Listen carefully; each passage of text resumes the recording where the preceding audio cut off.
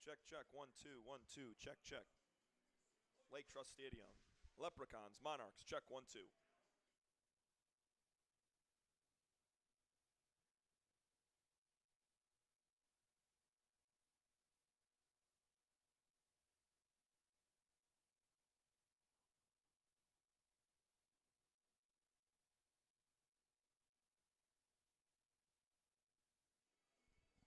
Check, 1-2, Monarchs, Leprechauns.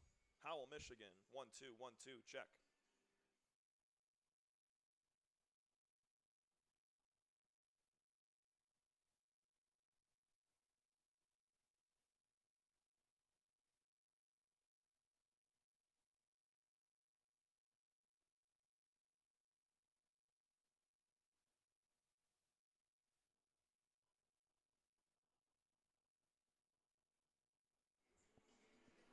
Check, check, 1-2, 1-2.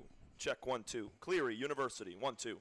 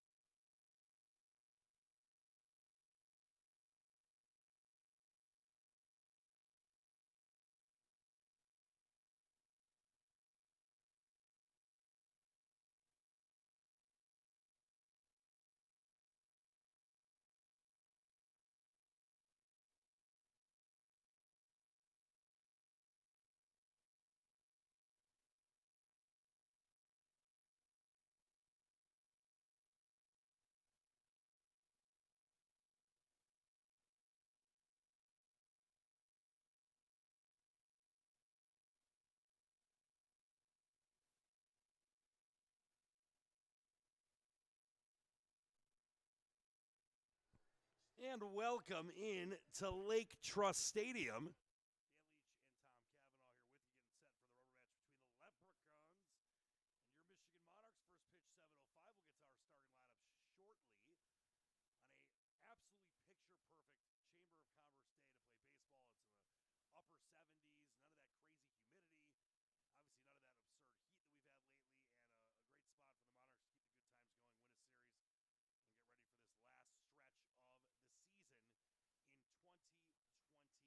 Dan So we will be back momentarily and give you the starting lineups. It'll be Dylan Eggle on the mound for the Michigan Monarchs and Kurt Barr. First day is a new guy, brand new member of the Royal Oak Leprechauns, who come in 10-15. Monarchs 9-15, and we will get set for baseball coming up in just a moment on the Michigan Monarchs Broadcast Network.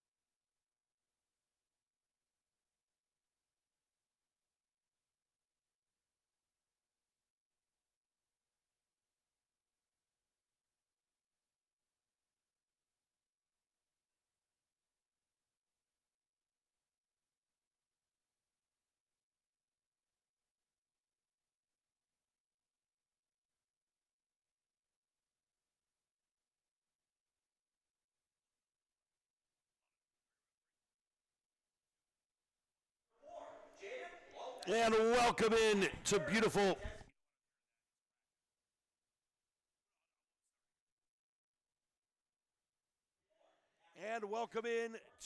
Lake Trust Stadium. Dan Leach along with my man Tom Cavanaugh. We got the Major League Baseball draft going on. We'll update you on that. And we've got a big rubber match in this series between the Monarchs and the Leprechauns. And Tom, it's been an interesting last week or so since the team's come back from, the majority of the team back from Alaska. I mean, nice win against the Clippers in one game. They lose that series. And then a nice win to start off this series on Friday night. A complete game with some good pitching and good relief pitching as well. And obviously very timely hitting and run, driving in some runs for this Monarchs team. And now they get a chance to win a series against a team of the Leprechauns that's fighting to get out of the both these teams are in the basement in the north. This is what you want to do if you're Michigan. They played a lot better baseball and a chance to win a series tonight. Yeah, this is a huge opportunity for the Monarchs. They're going for their second straight series win tonight, which would be huge. And one win behind the Leprechauns right now, fighting for that fourth place position. If you're able to pick up a win here, you never know what can happen down the stretch. But also, Dan, not a lot of baseball to be played left in the month of July here to finish out the season. No, but obviously, as we mentioned in the last home game we had here in the opening game of this series, Julio Lopez with some great innings pitched for this team, and really just some timely offense, as we mentioned, and good stuff from a lot of the guys that were gone when it came to the Alaska trip. And then tonight it'll be Dylan Eggle on the mound in his third start for this Monarchs team. He's got a 3.37 ERA, 7 hits allowed, 8 walks, 8 innings pitched, 9 strikeouts on the mound. In his first appearance ever for the Royal Oak Leprechauns, just joined the team today. Kurt Barr, Michigan product out of University of Michigan, 12 appearances for Michigan, 6 games started, a 4.18 ERA, 23 and 2/3 innings pitched, allowed 11 earned runs, 20 hits, and 19 walks for the Wolverines in 2023. Let's get to our starting lineups, Tommy. First with the Royal Oak Leprechauns. 10-13, Royal Oak Leprechauns sitting in 4th place in the North Division, playing third base, leading things off, Colin Overholt. Jaden Lopez will bat second. He's in left field. Batting third, the DH, A.J. Kostick. Batting cleanup, right fielder Caden Duryea. He went deep back in game 1 of this series. Big lefty. First baseman batting 5th, Tyler Yakimiski. Spencer Warfield bats 6th. He's at second base. Doing the catching today for the Leprechauns, ex-Monarch Connor Cornwell. He's on the Leprechauns now. He's batting 7th. Connor McLennan, he just joined the team as well from Saginaw Valley State. He's at shortstop, and rounding out the lineup, center fielder Braden Dowd. All right, what do we got for the Michigan Monarchs? As we mentioned, they'll start Dylan Eggle, number 35, tonight. They come in a 9-15 team in last place in the North, but that could change tonight with a series win and a win against the Leprechauns. Starting things off in center field, as always, Jake Dresselhaus. Batting second, playing second, Cale Vinson. Catching tonight for the Monarchs. Batting third, Sam Thompson. Makana Alasso in his normal cleanup spot, the DH tonight. Cooper Vance will bat fifth. He's at short. Left fielder T.J. Kella bats sixth. Batting seventh, the first baseman, Mark Scoop Harden. Scoop! Batting eighth, Mason Malish. He's going to play right field. And finishing out the lineup for the Monarchs, playing third base, Jacob Gamini. By the way, before we get going here with the national anthem, the family Scoop Harden right in front of us in our broadcast position, father, mother, and middle sister, who's a former gymnast at Eastern Michigan, my alma mater, along with her future husband. They're getting married in a couple weeks in Saline. He just starts the job with the Detroit Lions on Tuesday. Just came from Kansas City. So, yeah, a lot of family atmosphere here tonight at Lake Trust Stadium. Yeah, look at this scouting report from you, Dan. Jeez, I got it all, awesome. man. And unfortunately, the great Susie Leach, my mother, Mama Squatch, not able to come tonight. She was going to, so shout out to her. She will be at a game soon. But we will have your national anthem and the first pitch coming up momentarily here on the Michigan Monarchs Broadcast Network.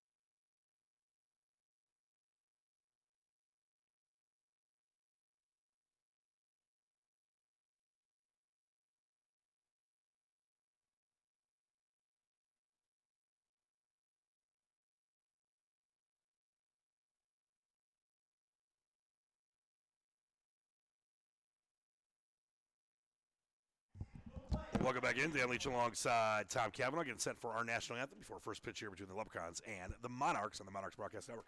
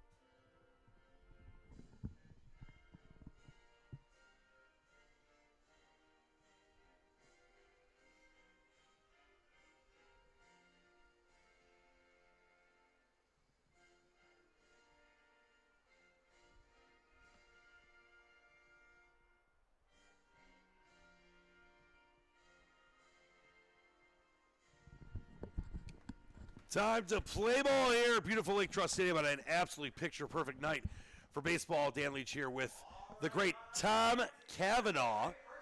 And Monarchs come off a 4-2 loss last night in the middle game of this series. The first game was here at Lake Trust last night out in Royal Oak. And tonight here back for the rubber match up in Howell, Michigan. And Tom, you know, you got a home run from Jake Dresselhaus, but you also had the fourth home run for Caden Duryea. And some really good, clutch pitching situations for the Leprechauns. Obviously, their starter Kostick pretty solid. Then Schmies came in, Rule, Thurman, all kind of got the job done. Really competitive game, much like the first one we had here, the 3-2 win by the Monarchs in game number one. Expecting the exact same thing here. We got two very competitive 1-2-run games, the first two of this series. And these teams are evenly matched talent-wise across the North Division. They're fourth and fifth, battling for that fourth place spot right now, and I don't see why not. We're going to see the same sort of low-scoring, great competition game tonight. And Jake Peer, not a terrible start, but, not what he wanted. He went 6 in the third last night for the Monarchs. Allowed 4 hits, 2 earned runs, 3 walks, 4 strikeouts. Still has a 2.38 ERA. TJ Podkova came in to clean things up, didn't allow any runs and struck out 2 in inning and 2/3. And, by the way, loving this behind the plate, We have a female umpire tonight, loving more females involved in umpiring at all levels, and obviously especially in baseball, you see a lot of female umpires in college, women's softball and high school. But it's great to see, that gender shouldn't matter at any level of baseball. So it's Emily Herpick behind the plate, Aaron Woodbury in the field. If you're just joining us for the first time, welcome. We love you, especially if you're a Leprechauns fan, because we're the best there is. So it's great to have you involved. And dimensions here at Lake Trust Stadium, 330 to the Gauts, 330 to left to right field, 420 to the Gauts, 440 to straightaway center, and 65 feet for the home plate dish. The beautiful brick backstop in front of us, and leading things off for the Leprechauns. I know at one point he was the home run leader in the Great Lakes Summer Collegiate League, but I think it's Duryea now. But Colin Overholt steps in for the first pitch, which comes at 7:04, and it's high for a ball. 7:04 first pitch, and the current weather here, beautiful 77 degrees and sunny, low humidity. It's going to get down to the upper 60s later tonight. That one in for a strike, 1-1 on Colin Overholt. Overholt comes in for this Monarchs team as that ball lifted into left and in foul territory, diving for it. What do you expect me to do? Dive for it? TJ Kelly. Couldn't get it, but nice run there. And as we mentioned, Overholt, a few home runs this season, and came in batting .225 for the Leprechauns. And now you've got Duryea will be the fourth batter in this inning if it gets there, and he does have 4 home runs, which I believe is the league, Tommy, right? Yeah, I'm going to have to double check on that, but I'm pretty sure that is the case. We shall double check it. So a 1-2 count here on the leadoff batter Overholt. We expect another tight game. That one high for ball 2. If you're just joining us as well, you can follow me and Tom on Twitter, Tom at TCCav_Sparty, and myself at Dan Leach GTM. We're both on Threads now because we got sweet Threads. I don't know if Threads is going to make it, but I'm happy to be part of it. Here's a 3-2 payoff pitch. First batter of the game. It's in, and it's chopped. Foul. Barely foul. It's been a heck of a day, Tom, including a nice hour and so sweat with Sepp Straka, my 66-1 golf pick at the John Deere Classic, who decided to double bogey the 18th. But then he hung on and won the tournament, and it's free drinks for you and Gary Primetime Poker Match. Yeah, I'm excited about that. It's a heck of a win. Back-to-back weeks for you. Yeah, listen, I'm trying to get people some cash out there. That one swung on foul, chopped back towards us here in the beautiful Lake Trust Stadium press box. This, I think, was probably the nicest weather so far for any game that we've had here in Howell. 100%. It's just perfect. Every day could be like this. That one high and tight, and he walks them. And, Tom, it's a broken record. We've seen this happen so many times with the Monarchs in the top of the first, allowing leadoff runners, whether it's a walk, a hit batter, it just is something that always seems to come back to haunt you. Yeah, it was Michael LaRoe to lead off the game yesterday. It was an error that was committed by the Monarchs defense to lead things off. So other team always finds a way to have their leadoff man on in the first inning against the Monarchs, but got to start to work out of a jam immediately. And here is Jaden Lopez, left fielder. He comes in second on the team in batting average, .310. 8 runs scored so far, 13 hits. He's driven in 8 in 13 ball games. Get you Eggle's numbers coming to this in a second. Apologize, we didn't get to those yet. Dylan Eggle, in his third start, he's got 2 previous starts before tonight. 1-0, 3.37 ERA. 8 innings pitched, scattered 7 hits, 8 walks, and 9 strikeouts. He'd love a strikeout here. Or a double play ball. Here's the 2-0. That not even close, 3-0. And you wonder if we're going to see a Sam Thompson visit to the mound at some point soon. Yeah, just to calm him down, if he's able to, hone it back in here and battle back on the 2-hitter, he'll be all right, but I would expect it here if he walks him. And that one in for a straw. Oh, see, you don't want to show up the umpire. It seems to happen at least twice a game here. Emily Herpick, as Lopez was taken off first, said, no, not so fast, my fine son. It's a strike. Here's the 3-1 from Dylan Eggle. That one swung on. See, he thought he might be going from a free pass to maybe a strikeout here. So maybe if he had just stayed there for a minute, you never know. There's a lot of emotion in the game. That's why I never want robot umps. All right, payoff pitch with a runner on first, nobody out. Top of the first here in a rubber match between the Leprechauns and your Michigan Monarchs. Here's the payoff. And that almost hit him. Doesn't matter. It's ball 4. And the first 2 Leprechauns are smiling like the Irish. And it's That wasn't what you wanted. No, not at all. It's just early on control issues here, and we've seen it time and time again from starters for the Monarchs. And we're going to get some action going on early in the bullpen here for the Monarchs, because you have to nip this in the bud early. If you see a guy come out and struggle, you want to be able to throw someone else in there that's going to be able to produce outs. Here's A.J. Kostick, the Central Michigan Chippewa product, my good friend Terry Foster's alma mater. That outside, fire up chips. He is a junior from Waddle, Arizona. I wonder if he waddled all his way to Central Michigan. Yeah, I would imagine that would probably, if you did that, if you waddled, it would probably take you at least 3 weeks.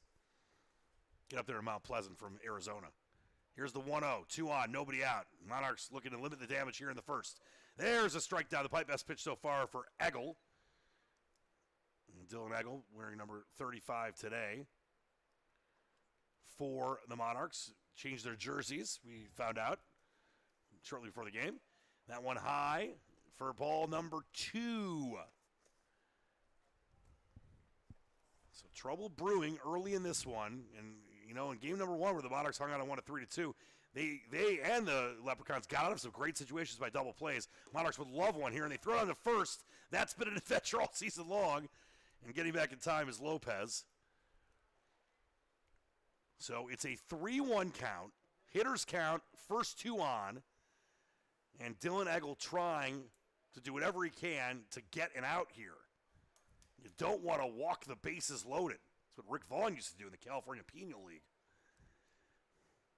Here's the 3-1. And he walks him. Bases full of Leprechauns. And now you've got the cleanup hitter and the previous home run leader in this league. Or actually, no, the current one, excuse me. He's got 4 now, including one last night in Royal Oak. The right fielder, Caden Duryea, and we got a visit to the mound by Kelton Caldwell. That's a rarity that the head coach comes out in the first, nobody down. No runs in yet, but I think that's a good move. You come out there, you calm the kid down. It's not like Adam Castillo, the pitching coach, hasn't dealt with him a lot. The head coach comes out. Maybe that gives you a little more sense of, you know, just trying to calm yourself down. Yeah, I think the only question out there was, are you all right? Are you going to be able to finish out this inning here? That when you bring the head coach out, that is just an executive, question and answer right there that you get. Excuse me, a little cough attack there. That one in for a strike. So starting off, Duryea in high stead. Duryea comes in at batting .270. Mentioned the 4 home runs, 12 runs, 20 hits, 11 ribbies, and a couple bangers. That's a swing and a miss. So he's got him down 0-2, and this would be a huge out on the right fielder, Duryea, who's got home run power. Here's the 0-2, bases juiced, filled with Leprechauns. And, a half, swing, and they don't even appeal to Aaron Woodbury in second base. So it's a 1-2, but ahead in the count and looking good in this at-bat so far is Eggle, who has kind of been wild so far in the first 3 batters. Here's the 1-2, and he gets him on strikes. That's a massively important first out of the inning. Duryea shaking his head in disbelief, but what a great sequence there of fastball city by Dylan Eggle. Yeah, that's how you respond after your head coach comes out to have a conversation with you. Goes away from the lefty, Duryea, who's arguably the best hitter on this team. Big strikeout. And here comes the number 5 hitter, first baseman Tyler Yakominski, wearing number 22 from Illinois Rick Springfield University. He's a senior from Hawthorne Wood, Illinois, which is, I don't think, too far from where they played the John Deere Classic in Silvis, Illinois, which is about 2 hours outside of Chicago. There's the one first pitch in for a ball. And Yakominski batting .231, 11 runs scored, 15 hits. In the top 5 as far as hits on this Leprechauns team. He does have 4 driven in, no homers. And that one chopped towards 2. It could be an inning double play. There's 1, and there is not 2. The run scores, and the ball scuttles into right field, and now 2-run score. That was so close to no damage, Tommy, in the first inning, but the throw from the shortstop, Vance, a little too much mustard, headed over to scoop hard, and he couldn't scoop it up. Yeah, I mean, that goes one or two ways right there. It was a great flip-in turn there from Vincent to Vance, but that throw's either going to be on the money or scoop hard in there has to do one of 2 things. He has to either make that pick or block it up, because as soon as that ball gets by him, a second run scores. Got to keep the ball in front of you there. Yikety-yike. So it's 2-0, 1 down, runner on first. Now it's Spencer Warfield, number 18, the second baseman. He's from Valpo. junior outfielder from Fullerton, California. As we mentioned, playing second base today, but normally an outfielder. That ball outside. So after a great at-bat, pitching-wise towards Duryea, struggles with Yakominski. Actually doesn't really struggle with him, just gets the ground-inducing double play ball. But they couldn't turn it because the Monarchs sat down in the pipe for a strike, so 2-1. But I do think that Agel has settled down after that meeting at the mound with Kelton Caldwell and definitely seems to really be in control of what he's trying to do here. Yeah, it's just tough when you set yourself back with 3 straight walks to start the game. He said it. That's how it goes. There's strike 2, though. Leadoff walks. They are killers. Because, I mean, he could pitch a gem right now to finish out this inning, but because of how it started and you're in such a hole, it's tough to dig yourself out of, and that's why there's 2 runs on the board early. All right, here's a big 2-2 count. Runner is off. They're going to throw down to second. Can Thompson get him? No. It is a stolen base for Yakominski. And Warfield still with a 2-strike count, but now it's full. Runner in scoring position, already 2 in for the Leprechauns. Monarchs have been good at coming back in these situations, at least. We scored some, and there's a swing and a miss. And a great 2-strike, 2-out pitch, and that ends the inning. But 2 runs are in. We head to the bottom of the first. Monarchs Broadcast Network.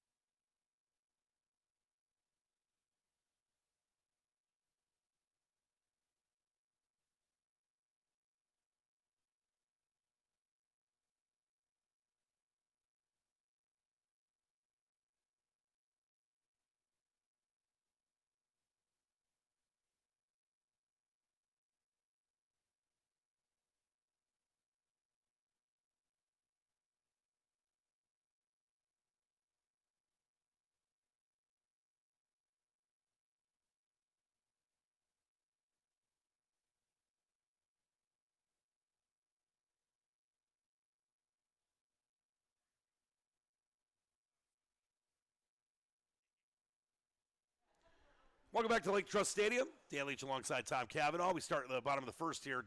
Monarchs down 2-0 after almost getting an inning double play. And it was a kind of up and down first few batters for Agel, walking the first batter and struggling with a couple more. But at least he settled down. 2 runs hurt you, but it's only the first inning. Yeah, you strike out 2 of the last 3 batters that you face. I mean, that's a recipe for success, but when you load the bases up, and they could have gotten out of there unscathed, but have to be able to convert those double plays. We've only seen them do it a couple times this year, but have to make those crucial plays early in games to keep yourself tied up. And here is Kurt Soapbar in his first day and first appearance for this Leprechauns team. He did play at Michigan.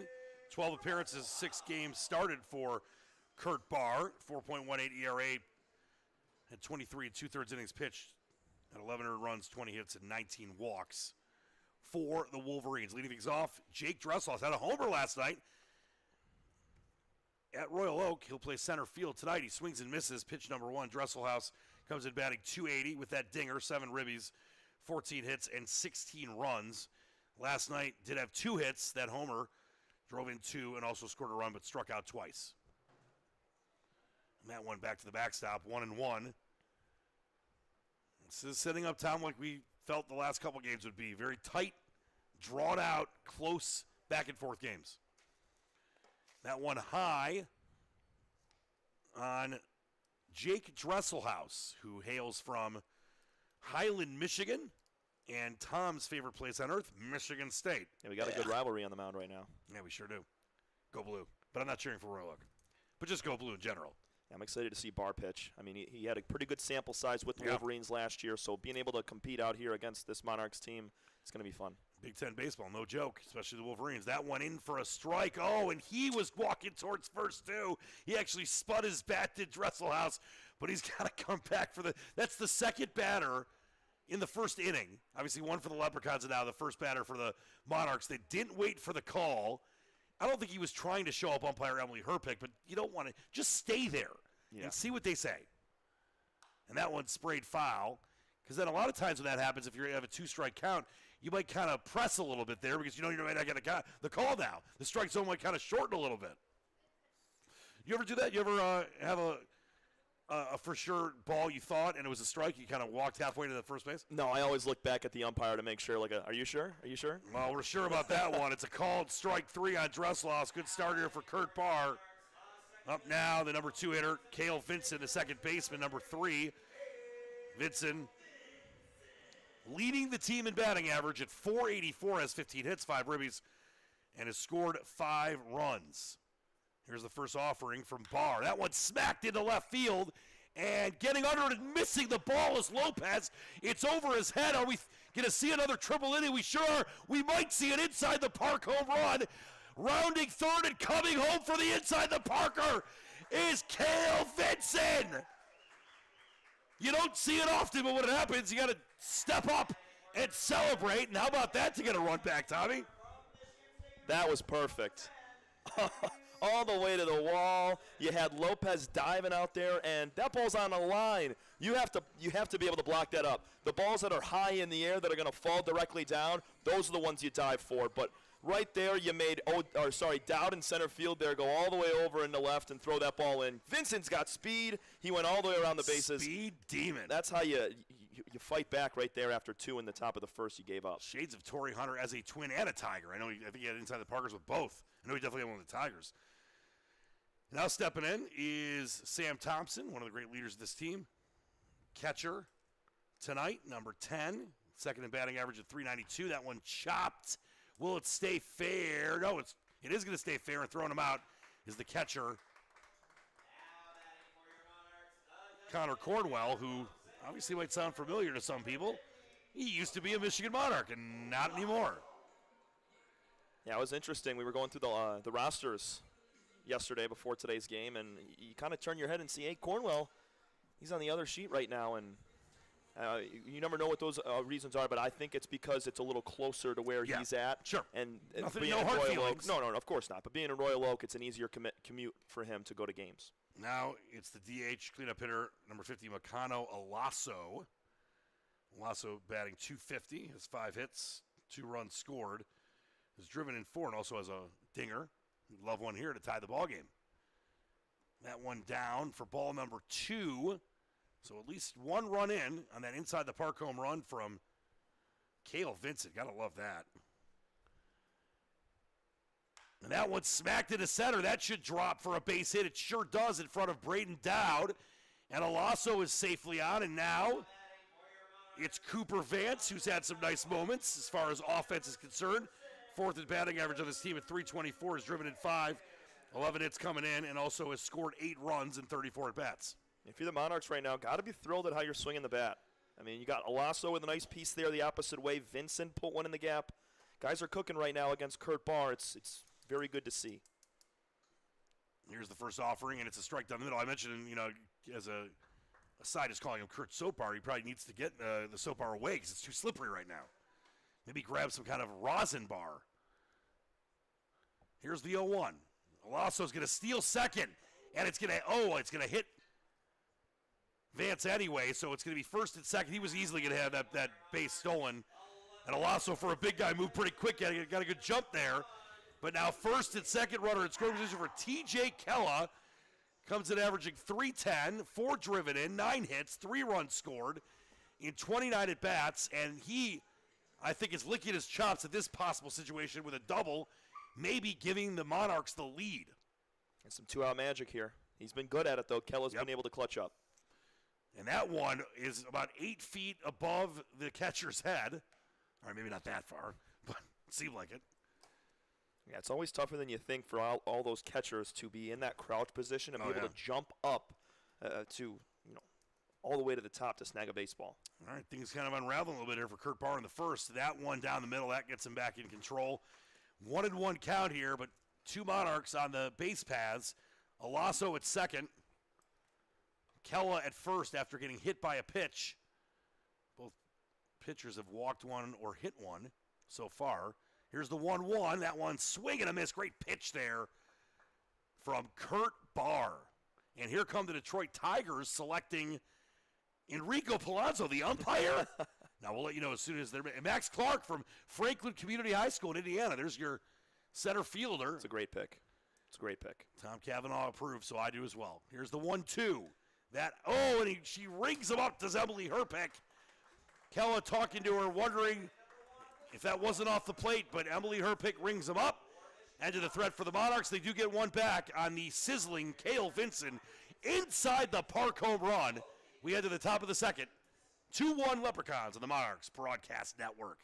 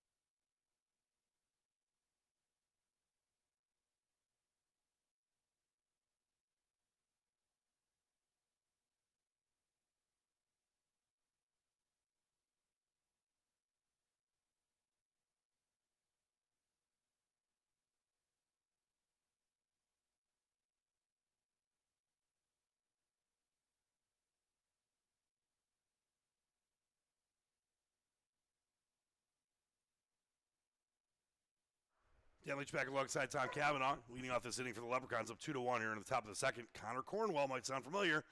He was a Monarch until today. And Connor Cornwell, the younger brother of Colin Cornwell,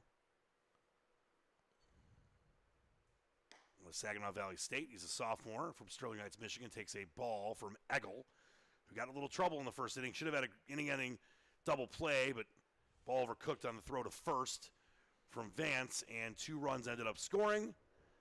So Monarchs at least got one back in the bottom of the first with a just awesome anytime play you see it, and inside the park home run by Cale Vinson.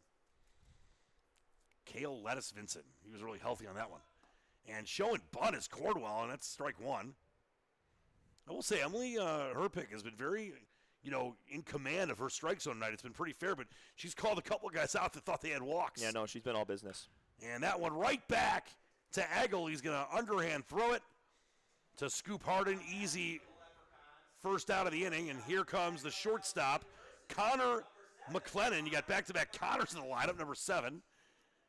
And McLennan, another new player on this squad. I believe he's from the left area of Neptune. That was what I was told. But one of his first appearances for this Leprechauns team. He's batting 8th and played shortstop. He was with them last year as well. He's very familiar with this league here, and played a lot at Saginaw Valley last year. And that one chop foul, 1-1. Why am I forgetting Saginaw Valley's mascot? The Birds? Close, very close. Hold on, don't say it. Cardinals. Yes, sir. Aha!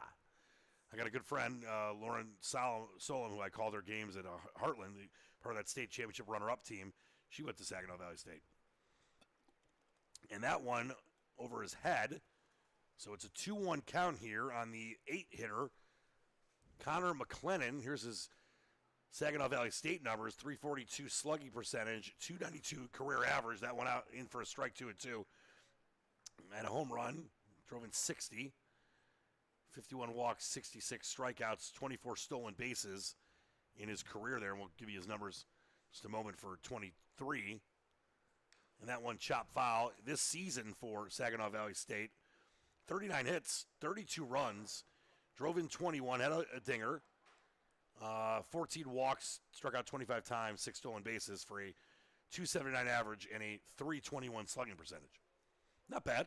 No, that's pretty solid. He plays almost every day there. Yep, and and a delayed call by Emily Herpick rings up McLennan, and he waited.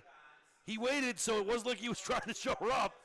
But boy, that was very, very borderline pitch, but the Monarchs will take it. Mighty late call there from home plate umpire Emily Herpick right there. That's right on the corner. She just took an extra second. Maybe she was just deciding in her brain. That's why McLennan didn't like it, is because she took a little bit extra too long. Just trying to show off the player there. Kidding. Emily's called a good game so far. First pitch, strike to Braden Dowd, the 9-hitter, the center fielder. Dowd smacks one a mile in the air towards short left field. Under it, making the play is Kella, and that's a 1-2-3 inning for the Monarchs. We head to the bottom of the second. They trail 2-1 on the Michigan Monarchs Broadcast Network.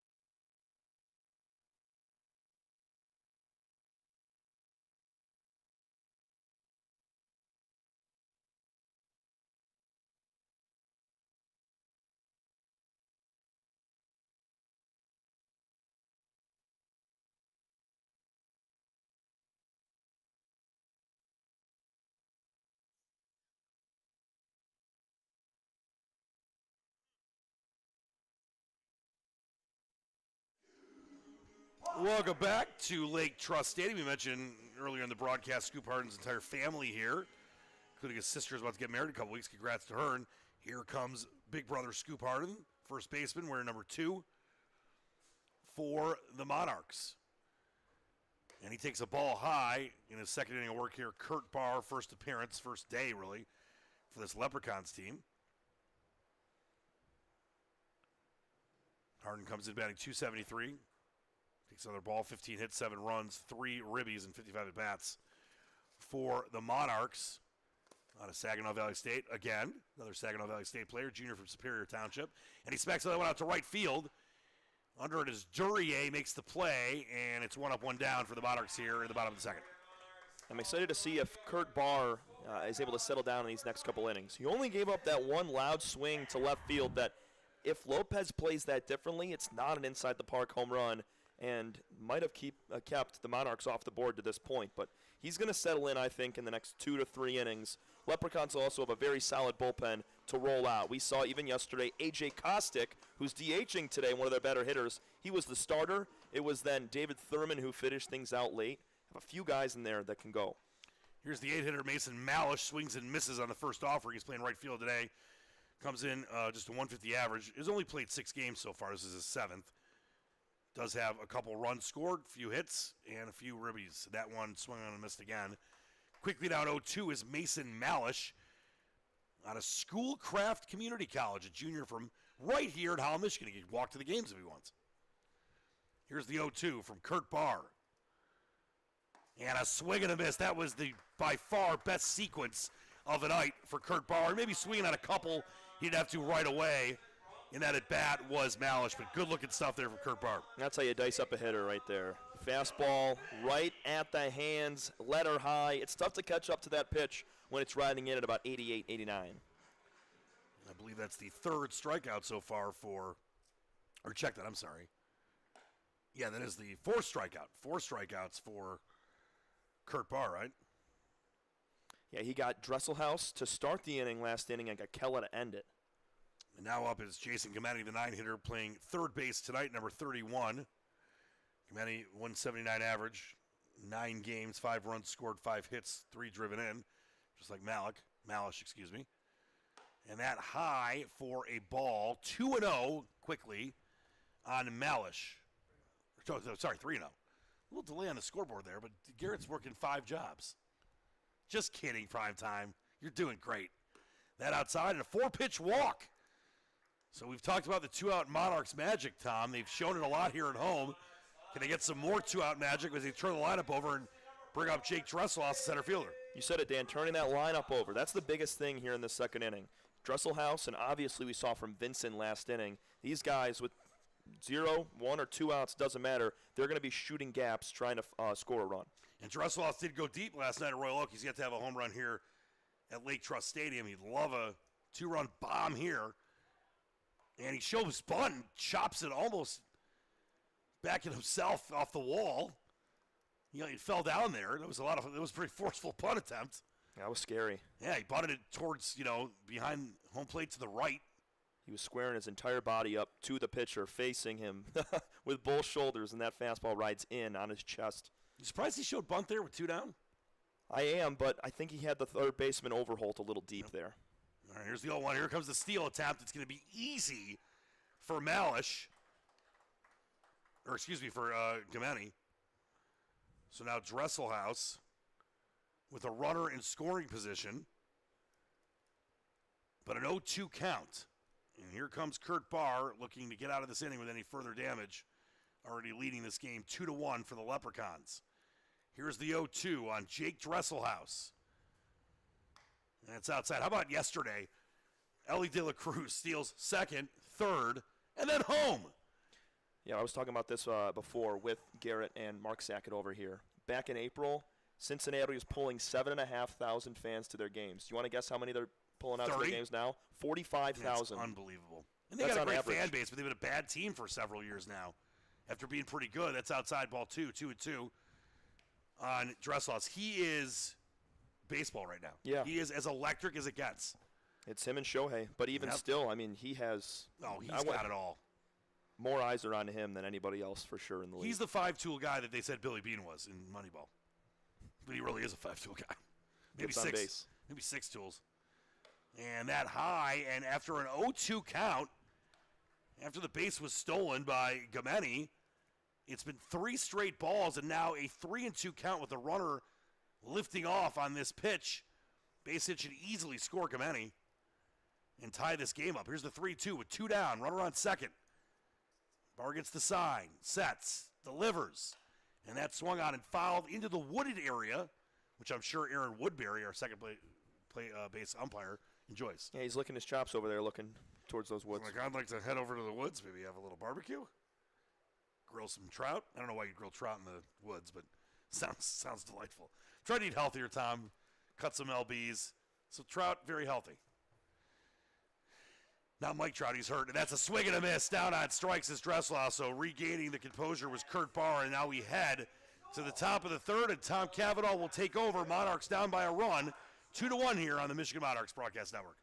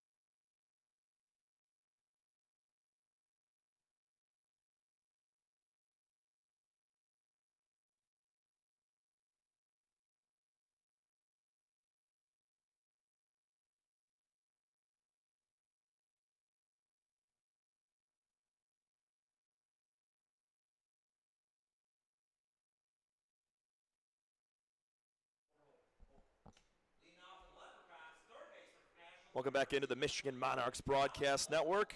Top 3, 2-1 is our score. Leprechauns are on top. They put 2 in to start off the game in the top of the first inning. A biffed ground ball, double play from the Monarchs allowed 2 runs to score with the bases loaded. And then Cale Vincent for the Monarchs inside the park home run. That's where we are now. 2-1, top 3 as Colin Overholt pops this one out of play. 1-1.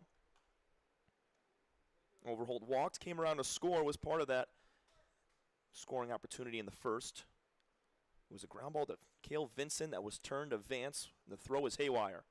Overholt again taps it out of play, 1-2.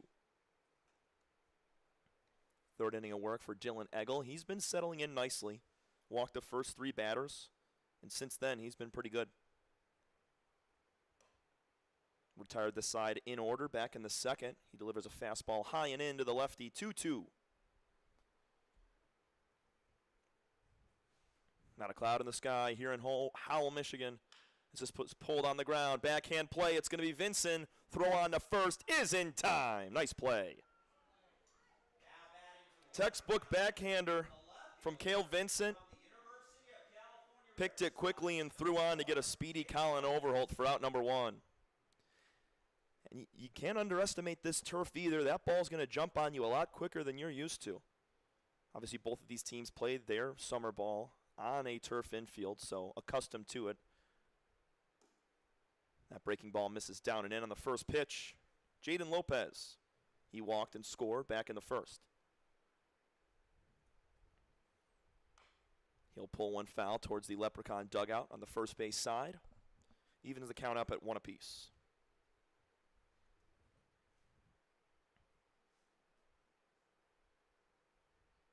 Angle through his windup. There was a fastball outside, just missing. Ever since head coach Kelton Caldwell came out and had that conversation after the 3rd batter of the game, Eggle's been great. This ball's pulled on the ground, fouled on the first baseline. 2 balls, 2 strikes, 1 out. We're in the top of the 3rd inning. Game 3, the series finale and final meeting between these 2 teams here in the regular season. Eggles 2-2 is flown out to left field. Coming in now, going back as Kella still drifting. He squeezes that one for out number 2.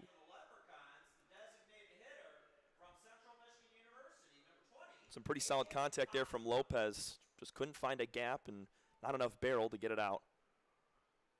This is one of the hardest ballparks to hit a home run, though, in the North Division of the Great Lakes Collegiate Summer League.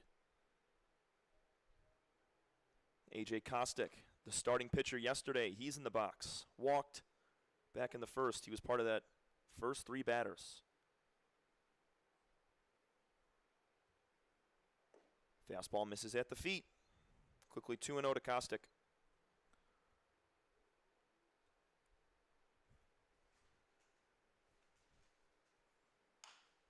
Chopper on the ground. It's going to be Vance running across his body. The throw is wide to the left. And Scoop Hardin clutching onto his wrist as he came in contact with the runner trying to make a catch. Hardin will go retrieve the ball. So the runner stays at first, and A.J. Kostick, he had a chance to move up because Sam Thompson was not backing up to throw at first base as he should have been. Kelton Caldwell out to the mound now to check on Scoop Hardin, but doesn't make his way half out before Scoop gives him the thumbs up. 2 outs now. Runner on first and A.J. Kostick with Caden Duryea at the dish. Duryea, a home run back in Game 1. Struck out his first time today. Got that big lefty swing. Saw him go deep, 15, 20 feet over the right field wall back the other day. Taps the first pitch out of play, 0-1. It's a pivotal game in the North Division standings. Both teams sitting towards the bottom half, but you never know. Could make some sort of a climb back to the top with about a dozen games left to play. Good lead at first for A.J. Kostick. He might take off here. Will not. Duryea swings and hits one deep out to right field. This one's got some carry. Look it up, and off the wall. It's going to bounce once. Grabbing it, Malish. He's going to throw it in. Coming in to score will be Kostick. It's an RBI triple for Caden Duryea, and that's why he's a North Division All-Star starter. Hit that a mile, and Mason Malish was playing fairly shallow in right field. He had to turn his back and run after that one. 3-1. Leprechauns widen their lead now.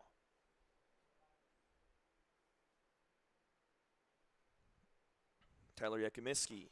He's going to flow one out to right field. Coming in Malish. He will not get there. It's going to drop for a single. Yakimiski RBI hit makes it now 4-1 Leprechauns. 2 pitches, 2 runs. Nice inside-out swing there from Yakimiski. It's now Spencer Warfield. Struck out to end the first. He's going to try to keep this inning going with a runner on first and 2 outs. That's how it's been all inning long. The first 2 batters, Overholt and Lopez, were retired. Kostick reached on a wide throw. Likely going to be an E6 on that one. Caden Duryea tripled, and Yakimiski singled out to right field. Monarchs already with a pair of errors so far through 2 2/3 innings. That's kind of on average where they are about this way through the game. They always have 1 or 2 in the first couple of innings. Back pick down to first base. Yakimiski's going to be safe. He's back dirty.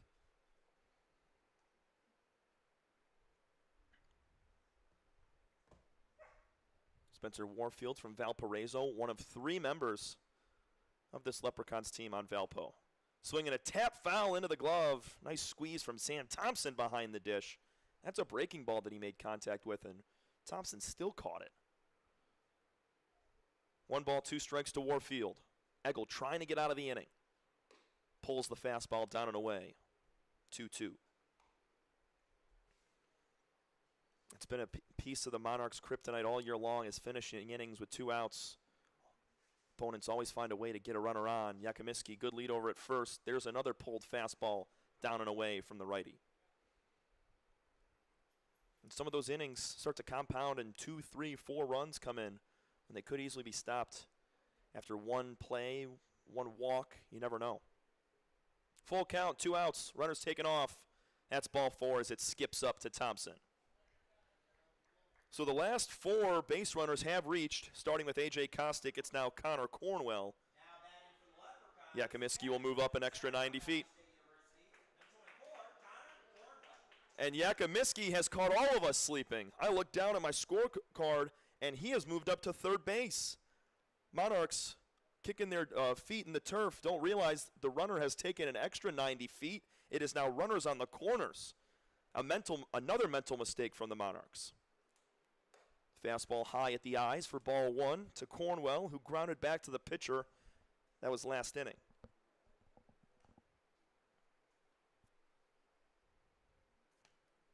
Cornwell just recently transferred teams from the Monarchs over to the Leprechauns, trying to pay back his team with something here. Thompson throwing down a second to get the runner. He's not going to get him. Second and third, Warfield swipes the bag.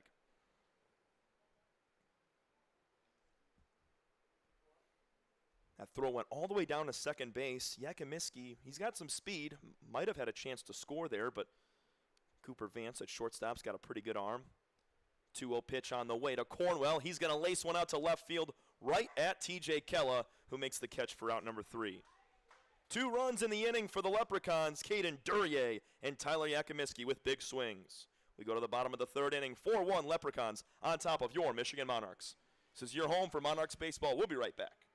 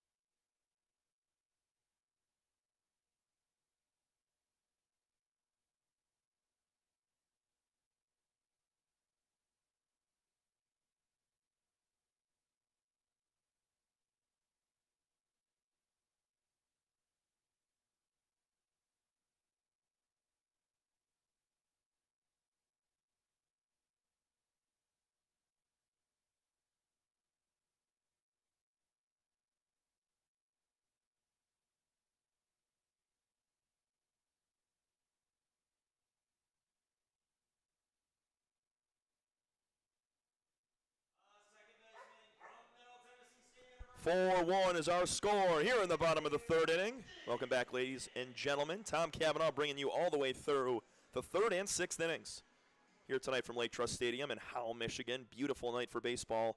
A perfect breezy 80 degrees as Kurt Barr is ready to take the mound for another inning. He's going to get Cale Vinson to pop one out of play, 0-1. Remember what Vinson did his last time. Inside the park home run that got by the glove of Jaden Lopez diving in left field. There's a breaking ball that misses high above the letters, 1-1. Leprechauns sporting their green road jerseys with the Leprechauns in navy blue across the front, block lettering in navy blue on the back. Monarchs with their white home jerseys, navy blue sleeves, blue block numbers on the back, and the green mitten, the entire state of Michigan behind those blue numbers on the back. Pretty sweet jerseys. 1-2 to Vincent to start things off. Kurt Barr has settled down. He's got 4 strikeouts through 2 innings of work. It's pretty good. The only mark on him is that inside the Parker from Vincent 2 innings ago. There's another breaking ball that misses over the head of Vincent. 2-2. It's the only pitch that Kurt really has struggled to hit in for a strike today. He has multiple times, but if he's able to do it 85, 90%, it's going to make him a lot more effective. 2-2 fastball on the lower outer corner, allegedly. Home plate umpire Emily Herpick rings up leadoff batter Cale Vinson as he turns back, shaking his head, doesn't like the call. Personally, I thought that looked a little down and outside, but it's 1 out. 5 strikeouts for Kurt Barr. We can't take away from that. This kid has been cooking so far.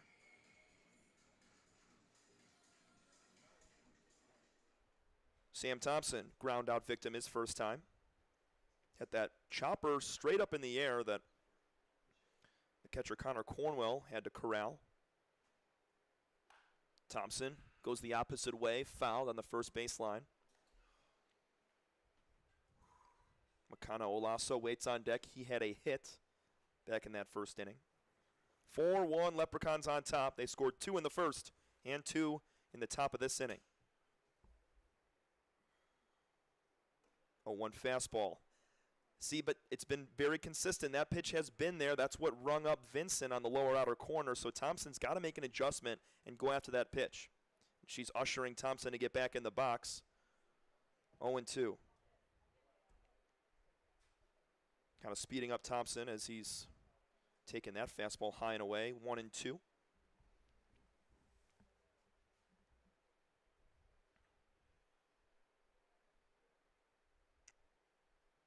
Long look in for Barr as he lifts the big leg. Righty leaves a fastball high and in. Thompson takes it all the way. He's going to push the count even at 2-2, looking for his first hit of the day. Thompson is the best hitter on this Monarchs team by far. .392 average, 20 hits, 10 RBIs, 3 doubles and 2 triples. Chopper on the ground to shortstop. It'll be McLennan. 2-hand grab, toss on to first. That's 2 outs. Thompson grounds out for number 2, and here comes Makana Olaso. A base hit, stole a bag last time. We're going to award him the stolen base, even though the batter behind him, Cooper Vance, was hit by a pitch. Olaso got a great jump, read Barr like a book on the mound, and swiped second base very easily. Barr shakes off. See if he goes with a fastball high, so Connor Cornwell offering some off-speed pitch to start. Barr wanted the fastball, and I think Olaso did hit a changeup out to right field his last time. 2-0 now as that one misses inside. Monarchs trying to win their 10th game of the year. They stand at 9-15 in 5th place in the North Division. Only team underneath them is the Jetbox. Royal Oak in 4th place at 10-13. 2-0 curveball sets in on the outside corner. 2-1. It's a nice pitch from Barr. Doesn't seem to get very rattled in every at-bat. If he falls behind 2-0, he quickly is able to come back as he delivers another curveball. That one low, kind of near the knees. Olaso confirming where that location was.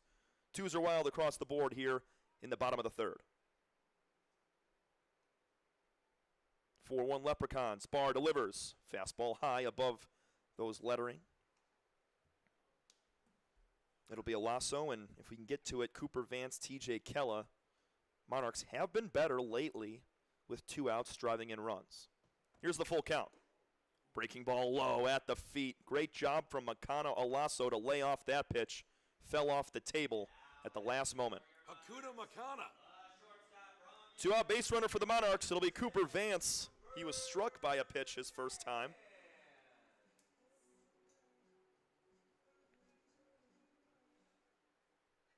But as we've seen with this ballpark, if anything gets in the gap at all, Olaso definitely going to be scoring from first base. Huge cut and a miss from Vance on the first pitch.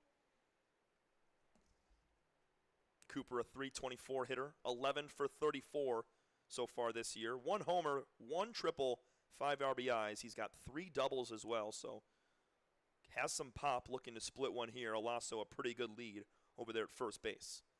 Hops a little more. Kurt Barr delivers. This one's pulled on the ground to third base. It'll be Overholt across the diamond for out number 3. Monarchs strand a man. We go to the top of the 4th. Leprechauns lead it 4-1 in the series finale here in Howell, Michigan at Lake Trust Stadium.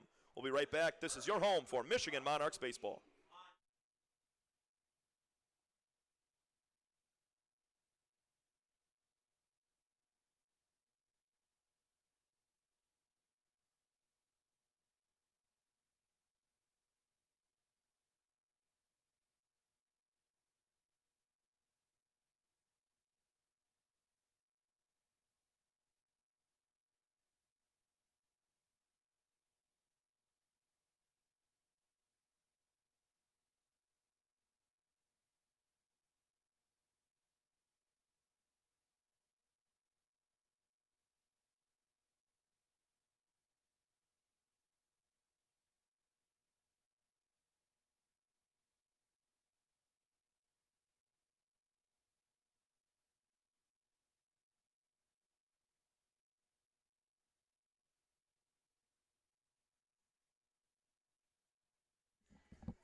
Welcome back inside Lake Trust Stadium. Dan Leach alongside Tom Cavanaugh.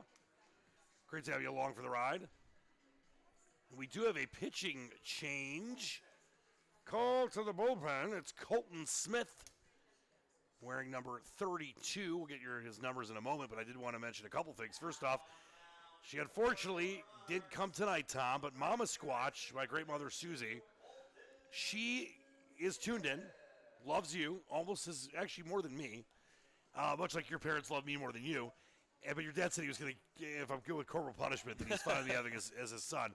But great to have the mom tuned in. And also, if you're a fan of burgers and a fan of Twisted Burgers, get out here Tuesday and Wednesday. Twisted Burger will be here feeding the hungry fans. They also have a great family diner in the Flint area, which I know a lot of people from that area are familiar with. So please come out for some great baseball coming up next week against the Locos from, is it Lima Beans? Lima. Yeah, that's what I thought. Like Jose Lima.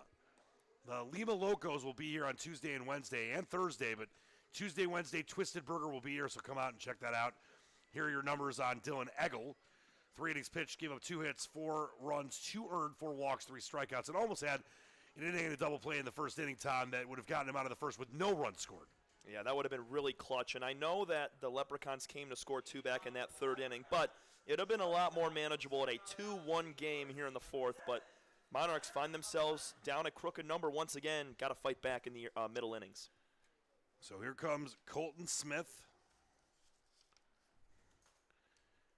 Gets his numbers in just a moment. We can't tell you his favorite baseball player growing up was Albert Pujols. It's a pretty good one to have. Here's the first pitch, and it's outside on Connor McLennan. Numbers on Colton Smith so far this year. He's 0-0, 3 games. He's appeared at a 13.5 ERA, 5 1/3 innings pitched, 6 strikeouts, 7 walks, 3 hits. Here's the 1-0. That's not even close. 2-0 on Connor McLennan, who struck out looking his first time up. 4-1 here, top of the 4th in the rubber match between the Leprechauns and the Monarchs. That outside the zone, so it's 3-0, so not the start that I'm sure that Colton Smith wanted. I will tell you this, if the Monarchs come back and win this game, he likes to celebrate with a post-game meal of Chipotle. Just make sure you give yourself a generous amount of water as you eat the Chipotle. And that one in for a strike. Another batter almost going to first. Don't want to show up umpire Emily Herpick, especially not tonight. She's not having any of it. Smith also loves the movie The Sandlot and Interstellar and Shutter Island. And a swing and a miss. Now 3-2. He's worked the count full after throwing 3 straight balls. And, you know, karma is quite the thing in baseball, Tom. And you saw McLennan walking towards first thinking he had the walk. And now he's got 2 strikes and needs to avoid the strikeout. And he sprays that one foul. Colton Smith from Creighton University is a Blue Jay. He's a senior from Bennington, Nebraska. The colors of Bennington. Here's the 3-2. Ooh, and it hits him in the head. Actually, that might have been the upper neck, Tom. And Emily Herpick out immediately to talk with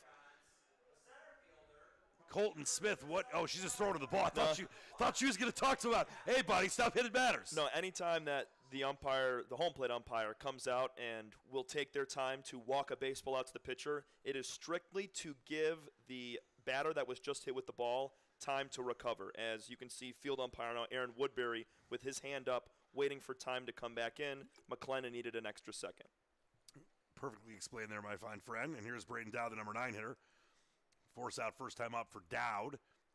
Out of USC, he's a Trojan. And they're showing bunt, and that could be an out, and it is a diving play by Sam Thompson. We've told you how talented this kid is, and the Spartan there would have made Mark D'Antonio and Mel Tucker proud with that one. I know it's the wrong sport, but I don't know the name of the baseball coach for Michigan State. That's head coach Jake Boss. He would have loved to see that right there. We need to clip that and send it over. Yes, we do. That's a great play, man.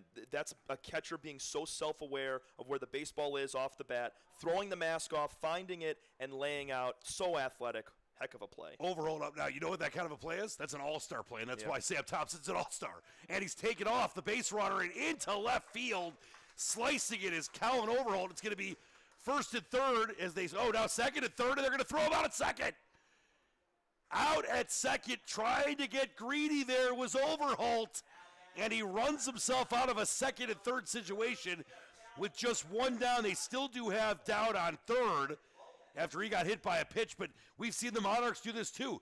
Getting a little greedy. I mean, nothing wrong with being aggressive, but sometimes when you get too greedy, it doesn't pay off. Overholt thought that throw from left field would go to third base. He was never expecting the cutoff to come on to second and potentially throw him out. And you have to see the throw before you take off. And that one sprayed right on the first pitch by Jaden Lopez. Should end the inning with no damage done, and it does. Monarchs will bat here in the bottom of the fourth. They trail 4-1, looking for some offense. Coming up next on the Michigan Monarchs Broadcast Network.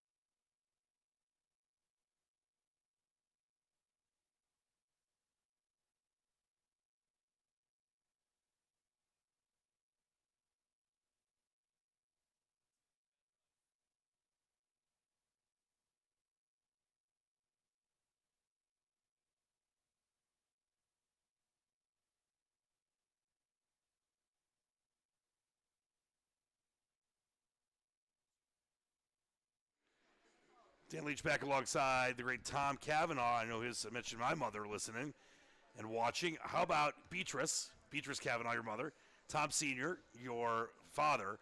But how about Drew Cavanaugh? And let me explain why it's important to talk about Drew Cavanaugh today.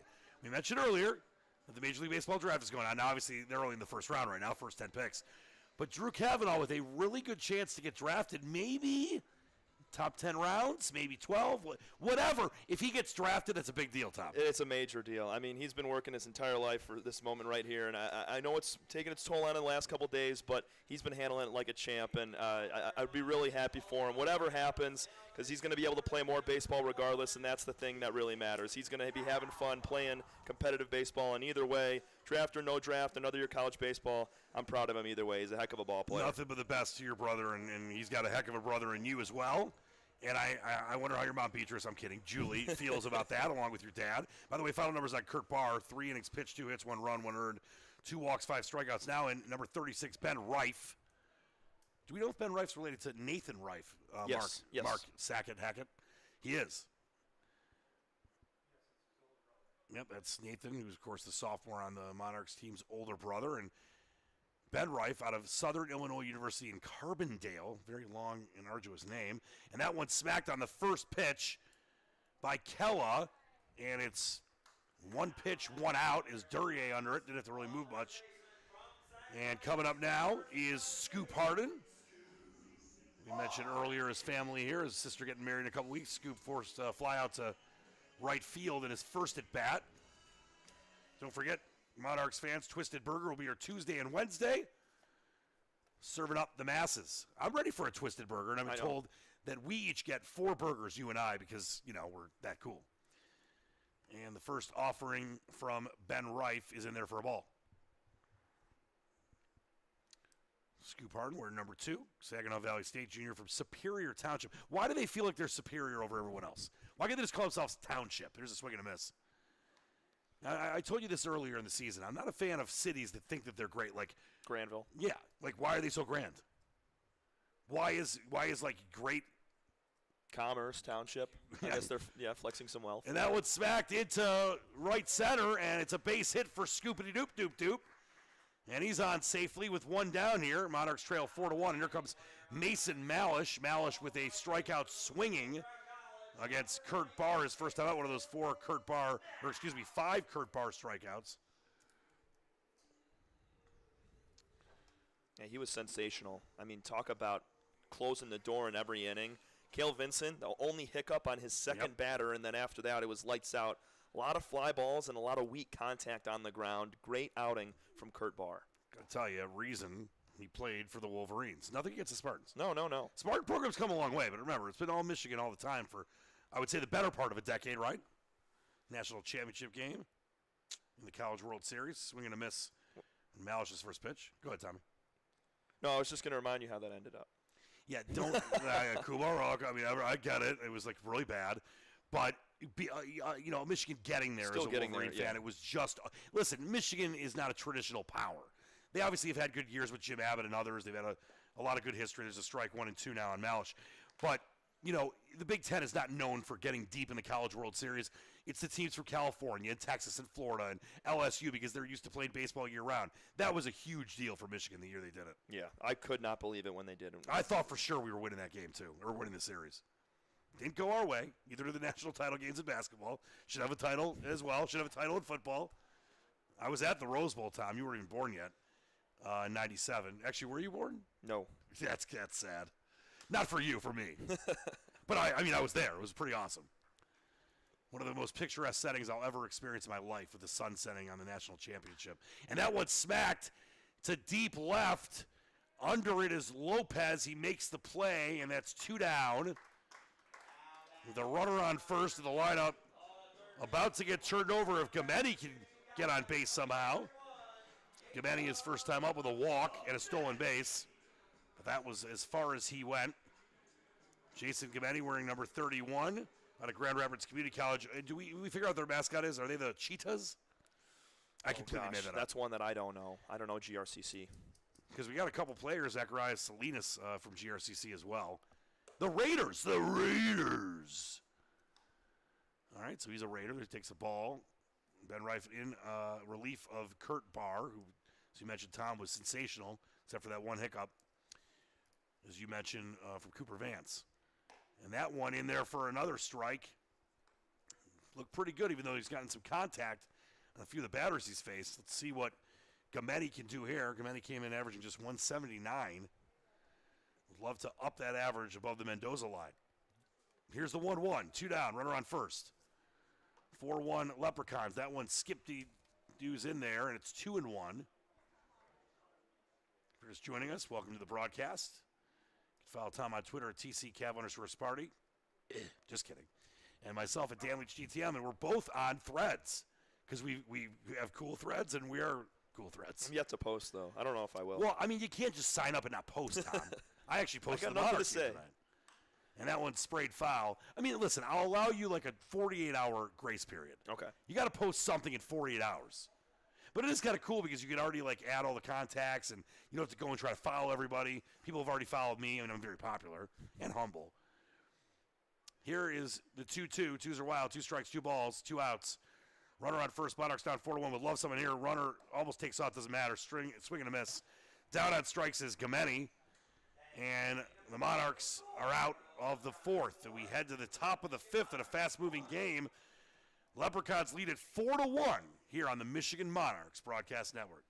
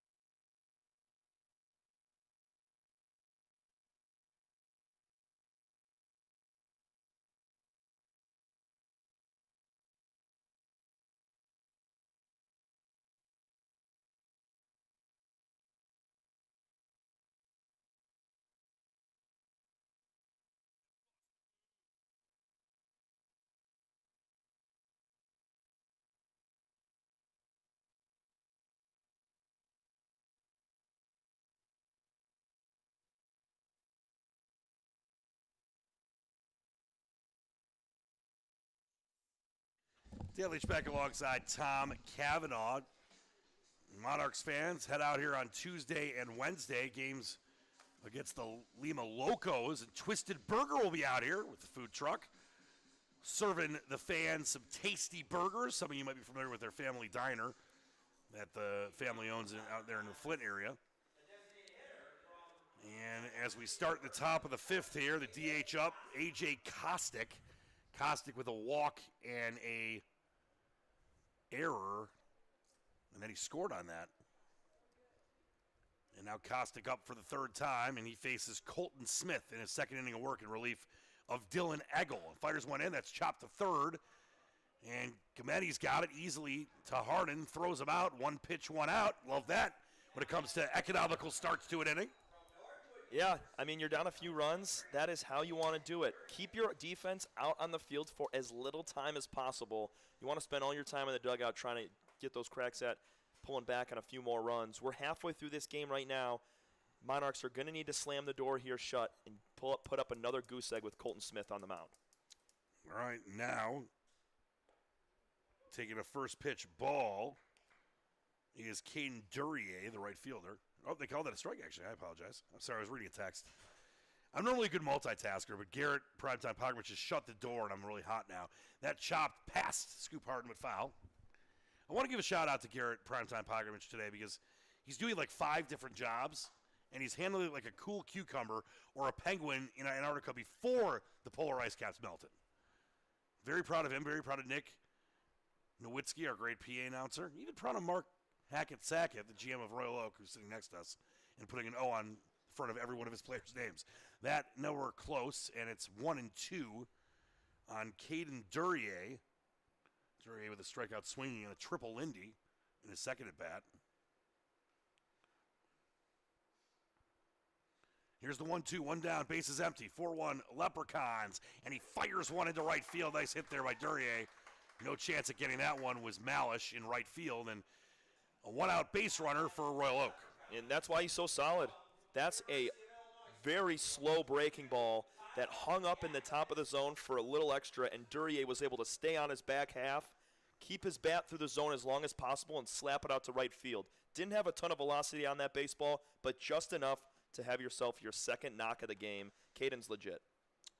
Tyler Yakuminski up now, getting into a fielder's choice and also a single so far in the ball game. His third at bat as well, playing first base tonight. That outside of the zone from Colton Smith. Mentioned Colton Smith's favorite player growing up, Albert Pujols, but guess what his favorite hobby is? I would say a lot of baseball players like this. There's a table in the Tigers, or there was for many years when I was covering them, in the Tigers clubhouse, ping pong. Ooh. And I happen to be a top-level ping pong player. I made it to the semifinals several times of the 97-1 March Madness Invitational.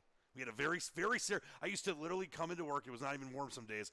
I would wear, or come into my matches, I would put on shorts, armbands, sweatbands. It was like awesome.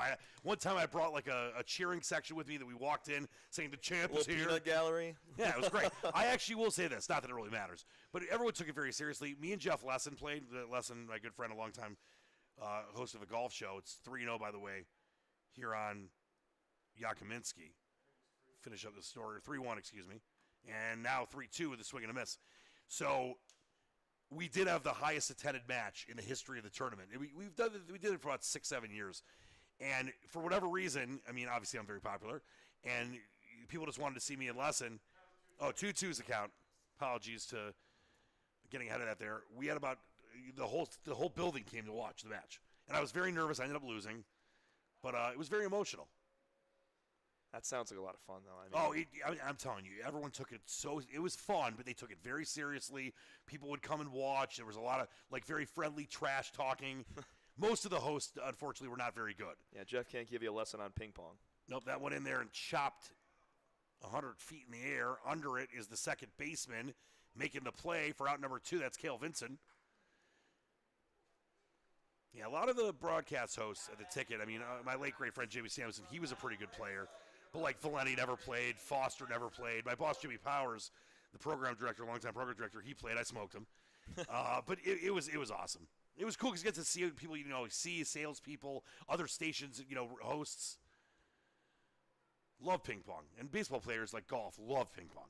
That in there for a ball, as now the last hope this inning, at least with 2 down, is Spencer Paul Warfield of Star Trek II fame, the second baseman.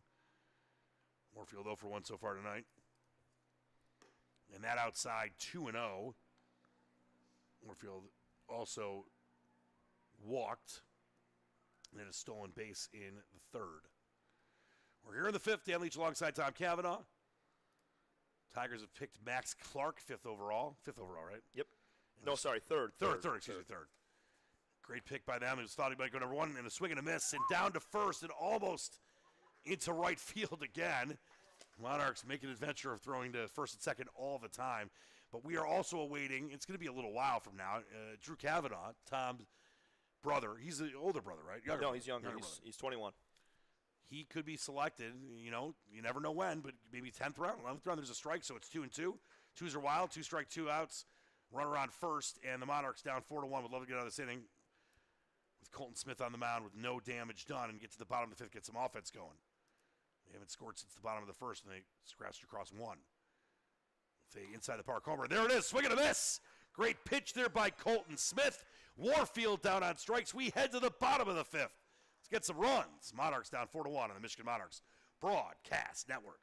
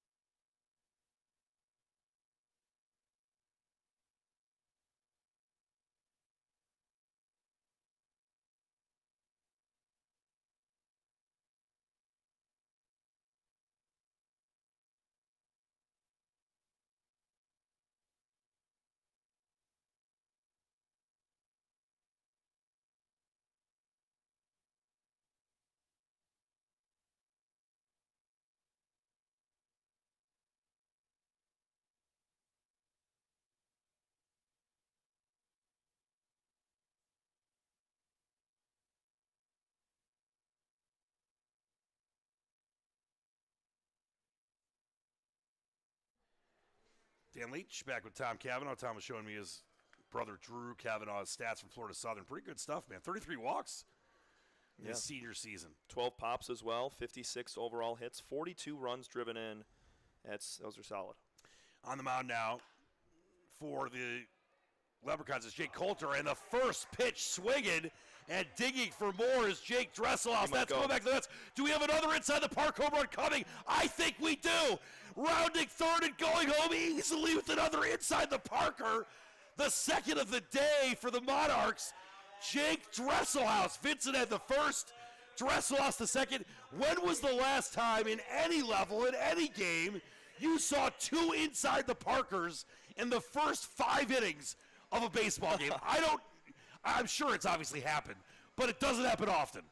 That was insane. Yeah, that's just another defensive mistake by the Leprechauns. You have to know that when that ball is on a line drive, the chances of that ball getting by you are very high if you don't catch it. So he has to play that on a bounce. Braid it down. You can't, because that's exactly what happened to Jaden Lopez in left field back in the first inning. You have to be able to make an adjustment and keep that ball in front of you, because that's a single. Dresselhaus is on first base with nobody out. Instead, it's a 4-2 game, and it's another inside the parker. I got to tell you, man, that was insane. First pitch, by the way, by Dresselhaus. We got a timeout. His manager, or head coach Jonathan Vance, came out to discuss some things. Here's the numbers on Jake Coulter. We'll get to the final numbers on Ben Reif in a second. Just his second appearance, and he's walked 2 and given up a hit. He hasn't even logged an inning pitched. That one chopped to third. Overholt makes the play, so 1 down, but it's 4-2, and amazingly, 2 inside the park home runs, both by the Monarchs. Now, Dresselhaus has a regular home run, had one last night, but how about an inside the parker at home? You and I have yet to see, at least when I've been calling a game with you, an actual home run over the fence, but tonight we've seen 2 inside the parkers together. Yeah, this Just is nuts. such a deep ballpark, and Dresselhaus and Vincent are at the top of the lineup for a reason. Both of those guys have inside the parkers. Both of them have extreme speed. Let's get to those final numbers on Ben Reif for you, who was on in relief of Kurt Barr, and now Coulter on in relief of him. Reif, 1 inning pitch, 1 hit, struck out 1, faced 4 batters. So now Sam Thompson from Michigan State so far tonight. Sammy Thompson, 0 for 2. He would love to break kind of a semi-slump as of late. He's still leading the team, or second in the team in .392 average. And that one to right field, and an easy play for Caden Duryea. So 2 down, but 1 in, and the Monarchs have gotten a couple runs closer to tying this game. And now Makana Alaso, with a single and a walk, the designated hitter. Alaso from San Jose State. He's a Spartan, but not that kind, and has been a very popular member of this team. Everyone seems to get along in general, but guys like Alaso and Thompson really have shown some leadership qualities. Alaso, a sophomore from Winchester, California. He didn't play this season. He did play in 22, and he's looking forward to his junior year coming up in 24. And he chops 1 foul, evens the count at 1. Tall, lengthy pitcher in Jake Coulter for this Leprechauns team. He's a Central Michigan Chippewa freshman from my former hometown where I grew up, West Bloomfield. I grew up kind of the border on the West Bloomfield Farmington side. That one chopped into the gap. It's going to fall. Should be 2 for Alaso. And it's to the fence. Could be 3 as he's chugging around. But he will stay there at second. Bigger guy. Don't want to try to run yourself out of a base like the Monarchs did earlier tonight with TJ Kella. But now you've got Alaso on second. And coming up is Cooper Vance, who has shown the ability to drive in 2-out runs. Monarchs only down 2 here, Tommy. Yeah, even if you don't get them all back right here, it's still good to chip away. 1 run is already scored in the inning, but let's see some 2-out magic here with Cooper Vance. If he's able to stroke something the opposite way, Alaso's got a much better chance of scoring on a base hit out to right than it is out to left. Vance was hit by a pitch his first time out, grounded out in his second time up. This one outside. So kind of a up and down, shaky first inning here in relief for Jake Coulter. He's a youngster. These are all great experiences for all these kids, whether you're a freshman or a senior. Summer leagues are awesome, Tom. It's just great competition. It's important for the kids. That in there for a called strike, 1-1 on Cooper Vance, the shortstop. Vance from Eastern Michigan, a fellow Eagle like myself. He's from New Waterford, Ohio. Is there an Old Waterford? Because if there is, I probably wouldn't want to live there. New Waterford sounds much better. Like, obviously that's why they call Mexico, New Mexico, New Mexico. Is there a wasp in here? That is a huge. Oh, Lord, please. I got it. Garrett, can you exterminate that, please? Thank you.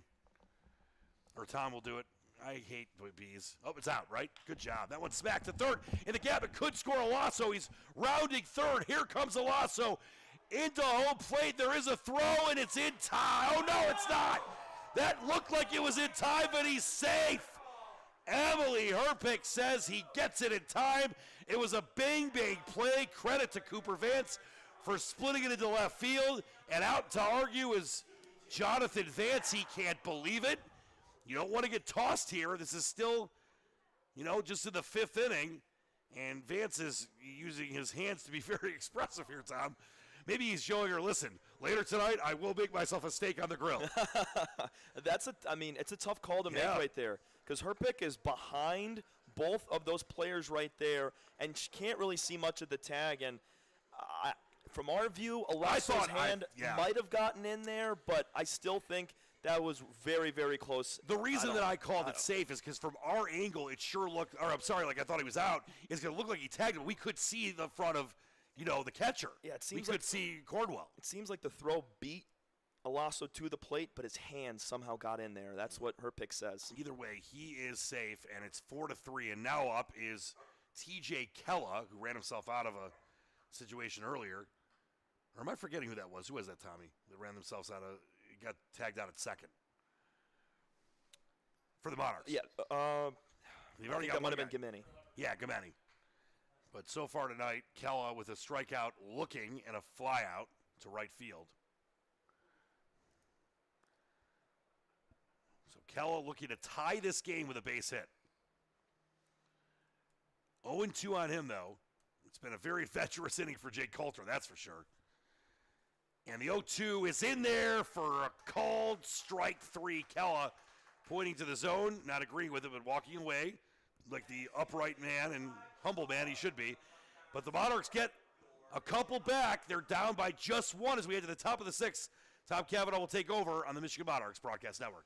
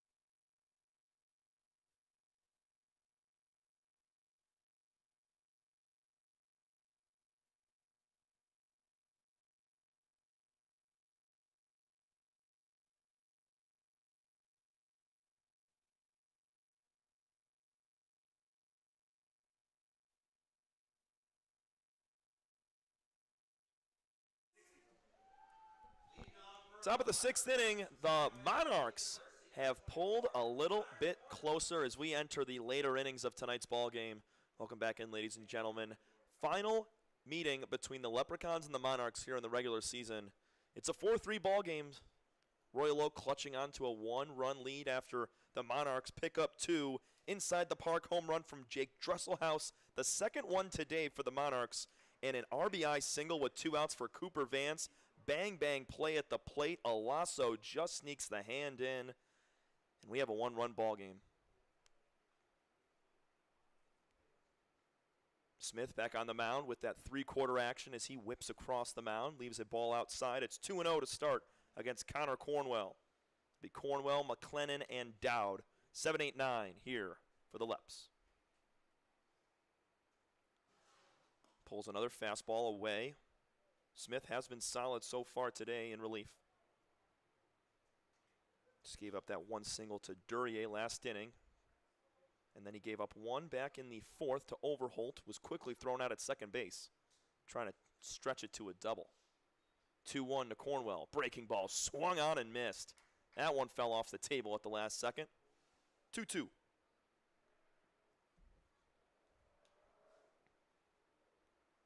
Smith sets that front foot just a little bit ahead of the back one on the rubber. Sets for a minute, now goes. Slider misses outside. He wanted the call. They're going to offer down to Aaron Woodbury. He did not go. 3-2. Smith likely to go with that slider on the outside corner, or maybe a fastball in on the hands. Thompson setting up outside. There's the slider on the outer half, popped up out of play. Leadoff man Cornwell today grounded back to the pitcher and then lined out hard to left field. That was back in the third inning. Would have been maybe an inside the Parker if it is able to find a gap. 3-2 pitch, high and outside for ball 4. Leadoff man is aboard for the Leprechauns.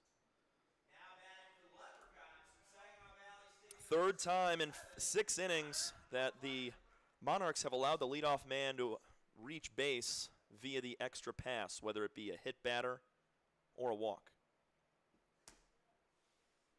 Back in the first, the fourth, and now here in the 6th. Showing bunt is Connor McLennan. They're going to pick down to first, and back safely is Connor Cornwell. Cornwell split a little bit of time with Thompson behind the plate. That was back when Cornwell was part of the Monarchs. 1 ball, no strikes to McLennan, who was struck in the head last time with a fastball. And another slider misses down and away as McLennan squares to bunt. 2-0 to the shortstop from Saginaw Valley State.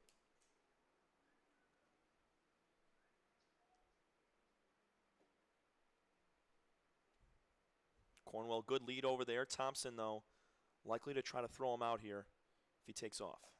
Fastball just up high, 3-0.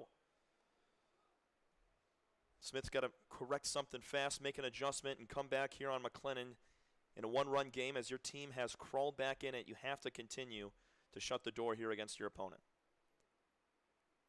3-0 fastball's inside. It's a 4-pitch walk. And close to what we saw in the first inning, it's back-to-back walks to lead off the frame. And here comes pitching coach Adam Castilla. Final batter in this lineup, Braden Dowd, will come to the plate. There's some movement in the bullpen for the Monarchs. Nobody getting hot, ready to go. So Smith is the guy at the moment. He's through 2 innings, 2 hits, hasn't allowed a run, 2 walks, and a strikeout.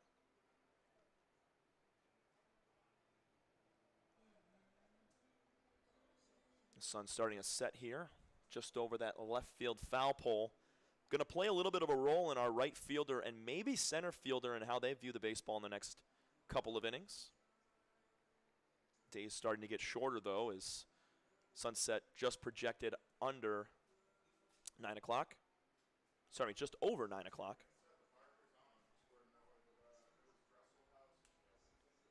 Umpire crew is going to head out to the mound to break up the meeting. We're going to play baseball.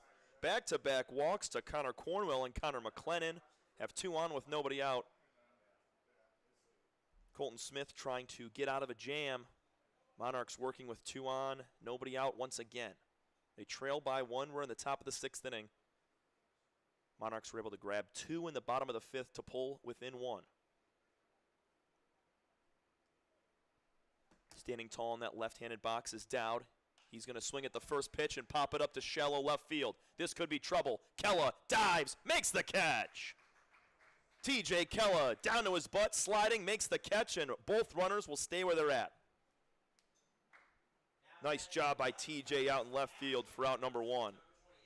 And that was a lot harder than people would have expected because you had Cooper Vance ranging out into the outfield, had to jump over the diving feet of Kella in left field.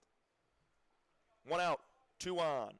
Back to the top of the lineup for Colin Overholt. He singled to left field, tried to stretch it to a double his last time, and was thrown out.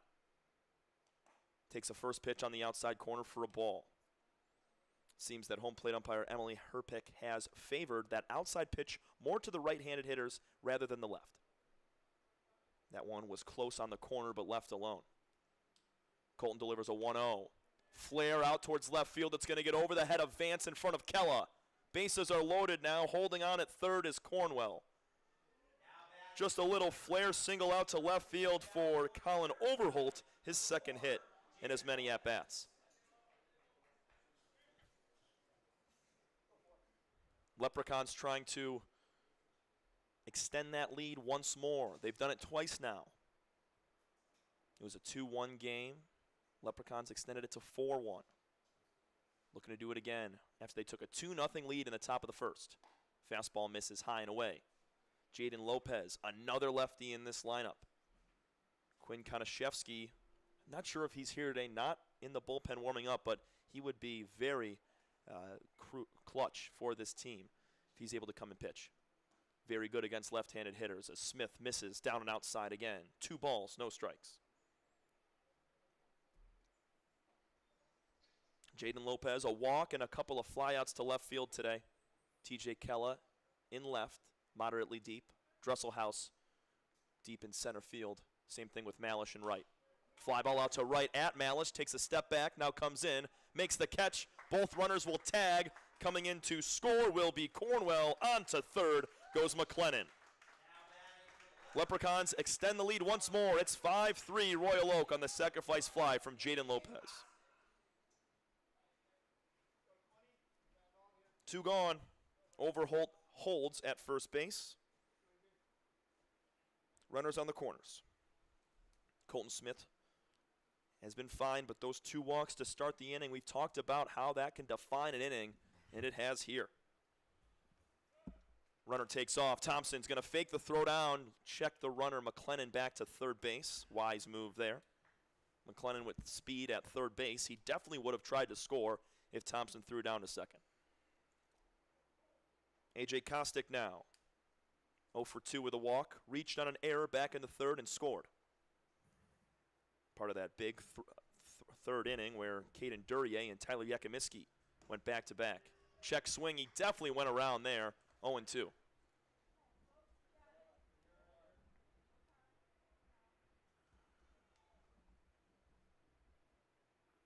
Smith tucks that glove on his left pec, clutches the ball in his right hand, swings it down near his right thigh, and comes set at the belt.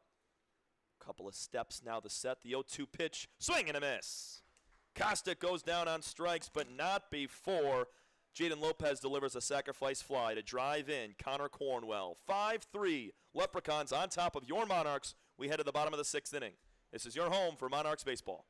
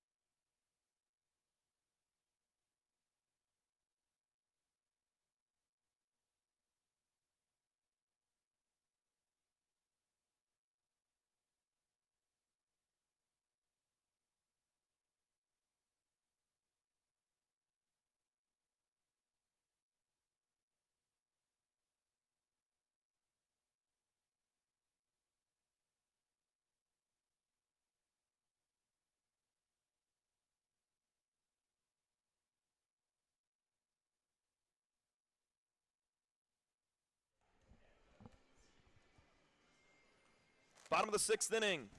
Leprechauns get a run back and take a 2-run lead, 5-3. Now they have a new pitcher on the mound. It's going to be number 16, Nathan Martin, right-handed junior out of West LA College. He's going to face this Monarchs team. This is their 6th time coming to the dish. Got to scrape together a few more. Inside the park home run and a Cooper Vance RBI single gave back the Monarchs 2 last inning. They got to go on a little bit of run here against a fresh arm. Ben Reif and Jake Coulter combined for 2 innings, 4 hits, 2 runs earned, and a pair of strikeouts. Coulter allowed both of those. Breaking ball down at the laces of the feet, and you got Scoop Harden right now pointing at where that ball was. Been some questionable calls today, that is for sure. The first pitch to Scoop is down. It's 0-1. Same spot. This time it's a ball, 1-1.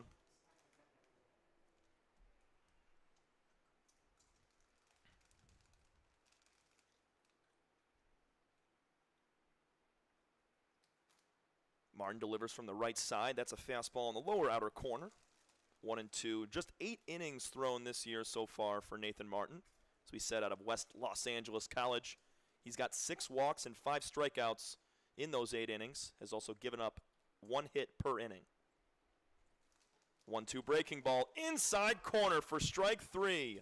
Scoop does not like it right there as he's expressing more. And that's back-to-back strikeouts for the Leprechauns. Martin starts his day off nicely with a called third on the inside corner. Mason Malish, 0 for 2, a strikeout and a flyout.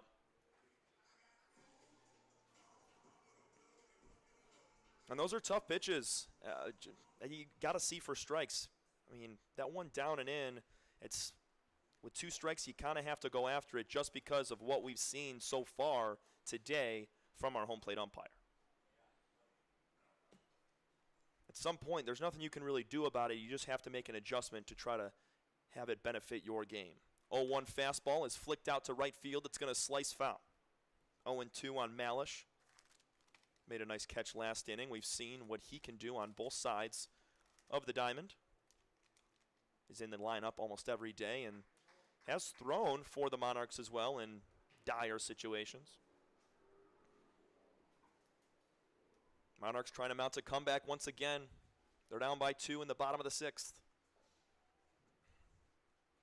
Another beautiful night for baseball here at Lake Trust Stadium. Middle of July. Can't ask for anything better around the country. Here's the 0-2 to Malish. On the corner again for strike 3, and Mason just chuckles and heads back. Back-to-back looking strikeouts. The zone has definitely started to expand a tad bit.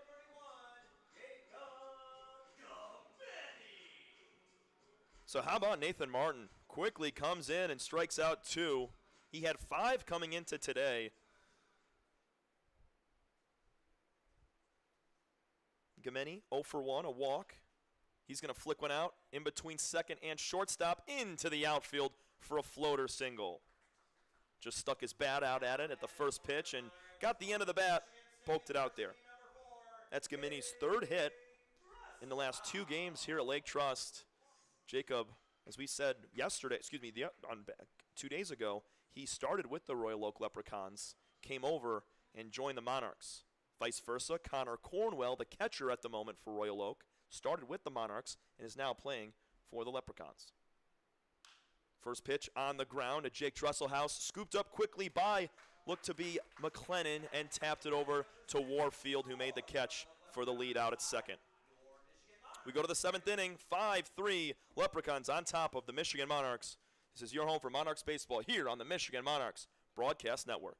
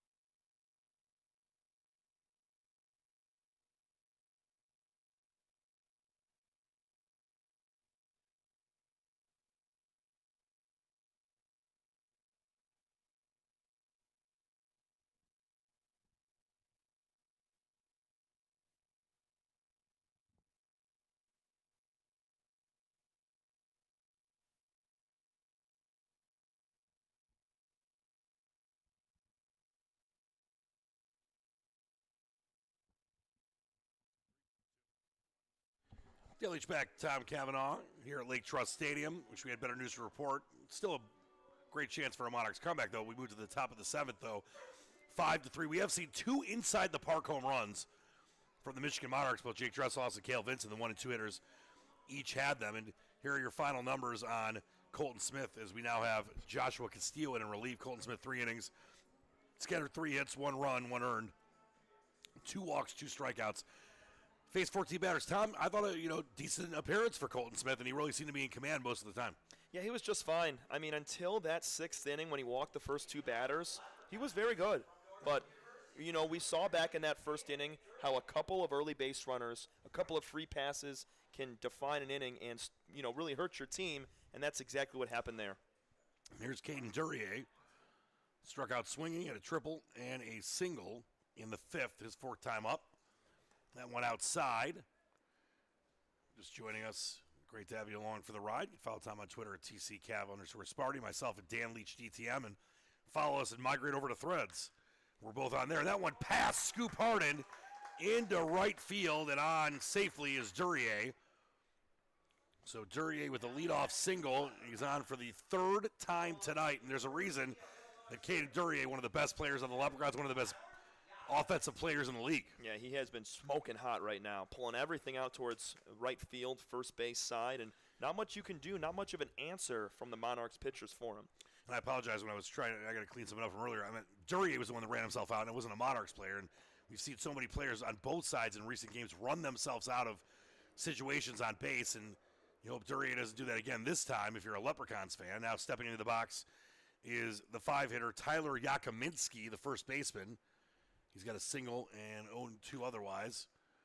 So 1 for 2, excuse me. And that could be a double play ball. There's one, and there we safe at first. Just sneaking in there was Yakominski. We've had so many bang-bang plays tonight, Tom. That play at the plate where, of course, Alasso was called safe. That one safe as well. We've had some very interesting plays and calls tonight. No replay, obviously, in the Great Lakes Collegiate Summer League. But that's what you're going to get when you have 2 teams that are very evenly matched. Yep. We talked about it pregame, Dan. Both of these teams' talent level, they're very, very neck and neck.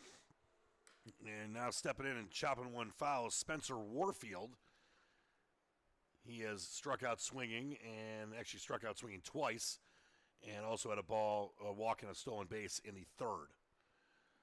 So it's a 2-run game here. 5-3 Leprechauns trying to win the series. Obviously, Monarchs are trying to do the same thing. They split the last couple. Monarchs win 3-2 on Friday, lose 4-2 yesterday in Royal Oak.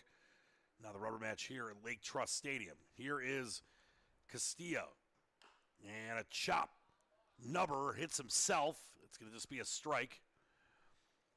Castillo so far on the season. 1-1, 16 2/3 innings pitched, 25 earned runs. That's not good. 23 hits, Tommy, and also 19 walks. Yeah, it was that 11 earned run game. That was back against Jetbox when they only had 9 guys. Right, but he did have a nice appearance on Friday in relief of. Why am I totally forgetting who the starter was on Friday night? It's been a long weekend. But he did have, I think, a couple innings in relief on Lopez, from Lopez. Julio Lopez.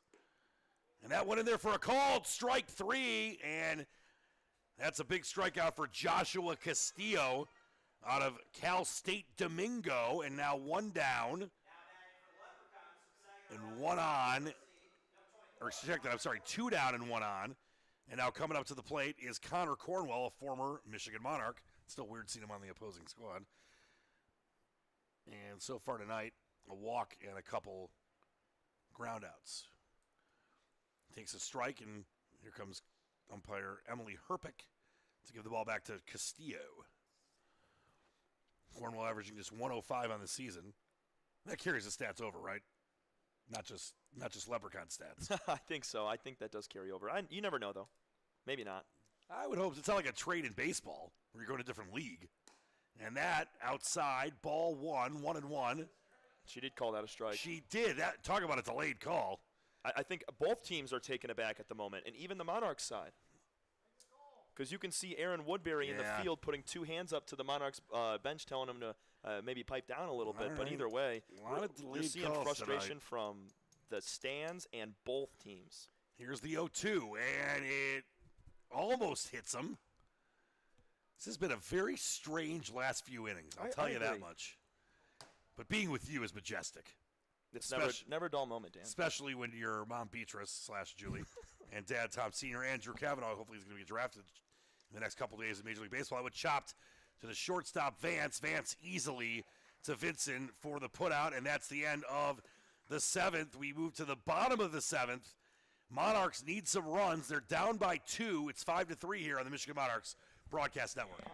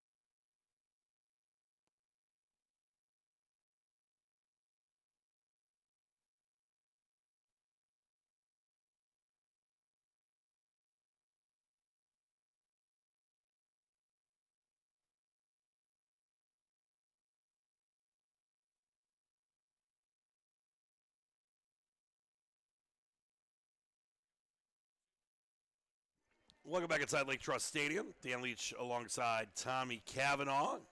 We head to the bottom of the 7th. Monarchs down 5-3. New pitcher for the Leprechauns. Their 5th of the evening. Nathan Martin went an inning, gave up a hit, struck out 2 and faced 4 batters. Now, we saw this guy in game 1 of this series on Friday, Christian Hack, who wears number 13 out of Valparaiso. He's a junior from Oak Forest, Illinois.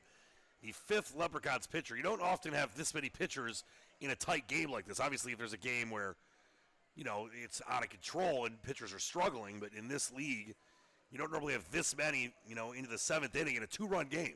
No, there's either two different scenarios going on with this. Either they have a bunch of pitchers that they brought to this game that were promised to throw in the game, so they have to go 1 inning apiece, or this is a very crucial game to win, obviously. They want to win this at all costs. They're throwing different looks, different guys.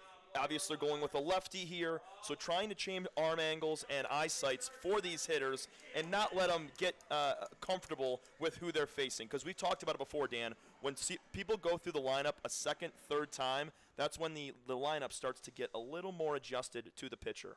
And here's Cale Vincent, who chops the first pitch to the third baseman. They're going to say that was what's going on here. The umpire's stopping play. Was that a foul? It looked like it was in fair territory. It hit Cale Vincent in the ankle originally, and field umpire Aaron Woodbury some reason had to make that call there. Yeah, he stopped it right away. Usually the home plate umpire is the one on a play like that because it's happened right in front of you, 2 feet away. You're the one that steps out and puts your hands up and calls it a foul ball. Vincent's first time up inside the park home run, and then he struck out looking and a ground out his last time up. He'd love another inside the parker, get the Monarchs 1 run closer. It's 1-1 now. Christian Hack in relief of Nathan Martin, who was in relief of Jake Coulter, who was in relief of Ben Reif, who's in relief of Kurt Soapbar. Here's the 1-1. And that smack towards third. Oh, bobbled. Got to get there. By Overholt. He makes the play somehow. Now that, he's one of the best players on the Leprechauns, one of the better players in this league. That was an all-star type play. Yeah, because he realized how hard that ball was hit at him, so he had time. Now, Cale Vincent already has an inside the park homer. He's fast. But Overholt understood what type of arm power that he has, was able to corral the ball, take a deep breath, and fire a bullet over to first base. That's how you play third right there. Well done. That was very impressive. Good defense by the Leprechauns tonight. They had a good defense on Friday's game. Both teams have shown flash good defense during this series. So now Sam Thompson up.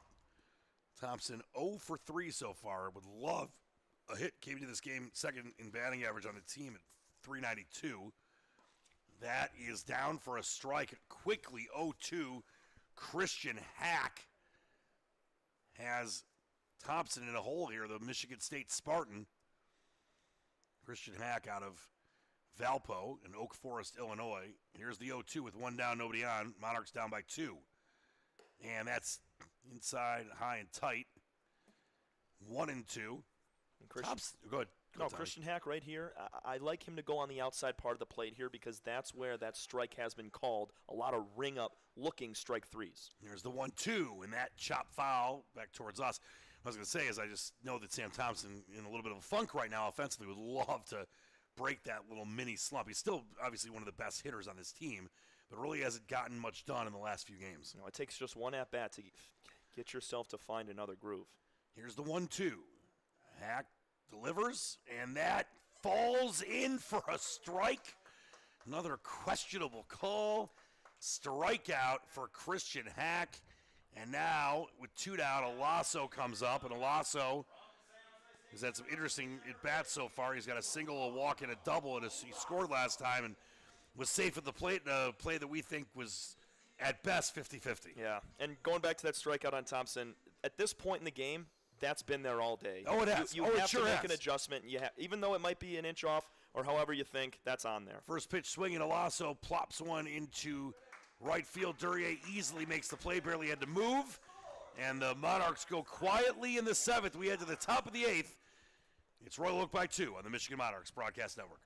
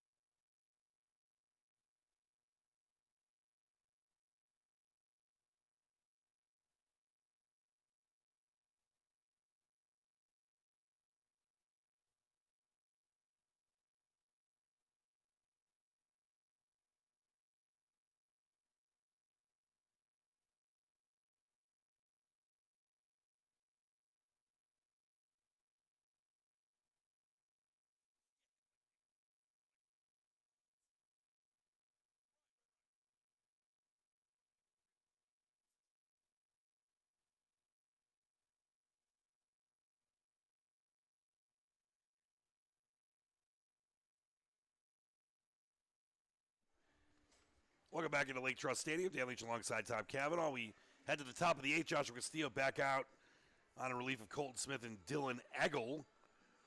And it's a 2-run game, and if you're the Monarchs and Castillo, you want to keep it that way. Just 6 offensive outs left for the Monarchs to get back in this one and win this series. And coming up first to lead off this top of the 8th for the Leprechauns is number 7, Connor McLennan, the shortstop. McLennan so far tonight, this is his 5th time up. He's walked once and 0 for 3 otherwise. Oh, I'm sorry. Check that. Struck out looking, hit by a pitch and a walk. And that one, almost another one. He tried to lay down a bunt on the third base line there. It wasn't the best of tries as it was pulled far to the left, but you had the third baseman over there, Jacob Gamini, crashing in very hard. I like the idea on the first pitch. Yeah, a lot of times when you're aggressive on a first pitch, it works out, but sometimes it can be a situation that prevents you from getting a chance to get things going. Tonight it's worked out at times for both teams. Quickly down 0-2, though, is McLennan, and now he's down 0-3 because he strikes out looking, and Castillo with a great start to the top of the 8th. At worst, you got to keep it 5-3, Tommy, and that's a great start for Joshua Castillo, who's had a rough go of it for much of his Monarch season. Yeah, he has, and I mean, he has been better of late in his last couple outings, but right there, dotting the lower outside corner on 3 pitches, taking down the 7-hitter. That's nice. And here comes the center fielder, Braden Dowd. He is 0 for 3 so far tonight, his fourth time up. And he takes a strike down the pipe. Good pitch there by Castillo. And yes, he is related to pitching coach Adam Castillo, if anyone was wondering. I think it's his father. Joshua's the father. It's like a reverse time travel Star Trek thing. Here's a 2-1 coming on Braden Dowd from USC, a freshman from Clarkston, Michigan. That down the pipe for a strike. 2-2. Good start to this inning for Joshua Castillo, a second inning of relief for Colton Smith and Dylan Eggle. Here's the 2-2. And that plops in just a little high for Emily Herpick's liking. The home plate umpire, and it's a full count now. Castillo working quickly, though, Tommy. Yeah, he is. And that, just off the plate, walks him. That was as borderline as it gets. And it's a 1-out walk, and now turning the lineup over are the Monarchs, Kyle Overholt, who ran himself out of a double earlier in the game, but does have a walk and a couple singles, also a ground out. Overall, one of the better players on this team, one of the better players in the league, out of Ashland University, a junior from Delphos, Ohio, which I believe is the home of Strawberry Jam. That outside, 1-0. Monarchs down by 2. Who doesn't love a good jug of Strawberry Jam? Actually, do they have jam in jugs? I'm sorry, I think it's in bottles. I don't know. If you have a jug of Strawberry Jam, it's probably not good for my bad glucose numbers. Here's the 1-1 on Overholt.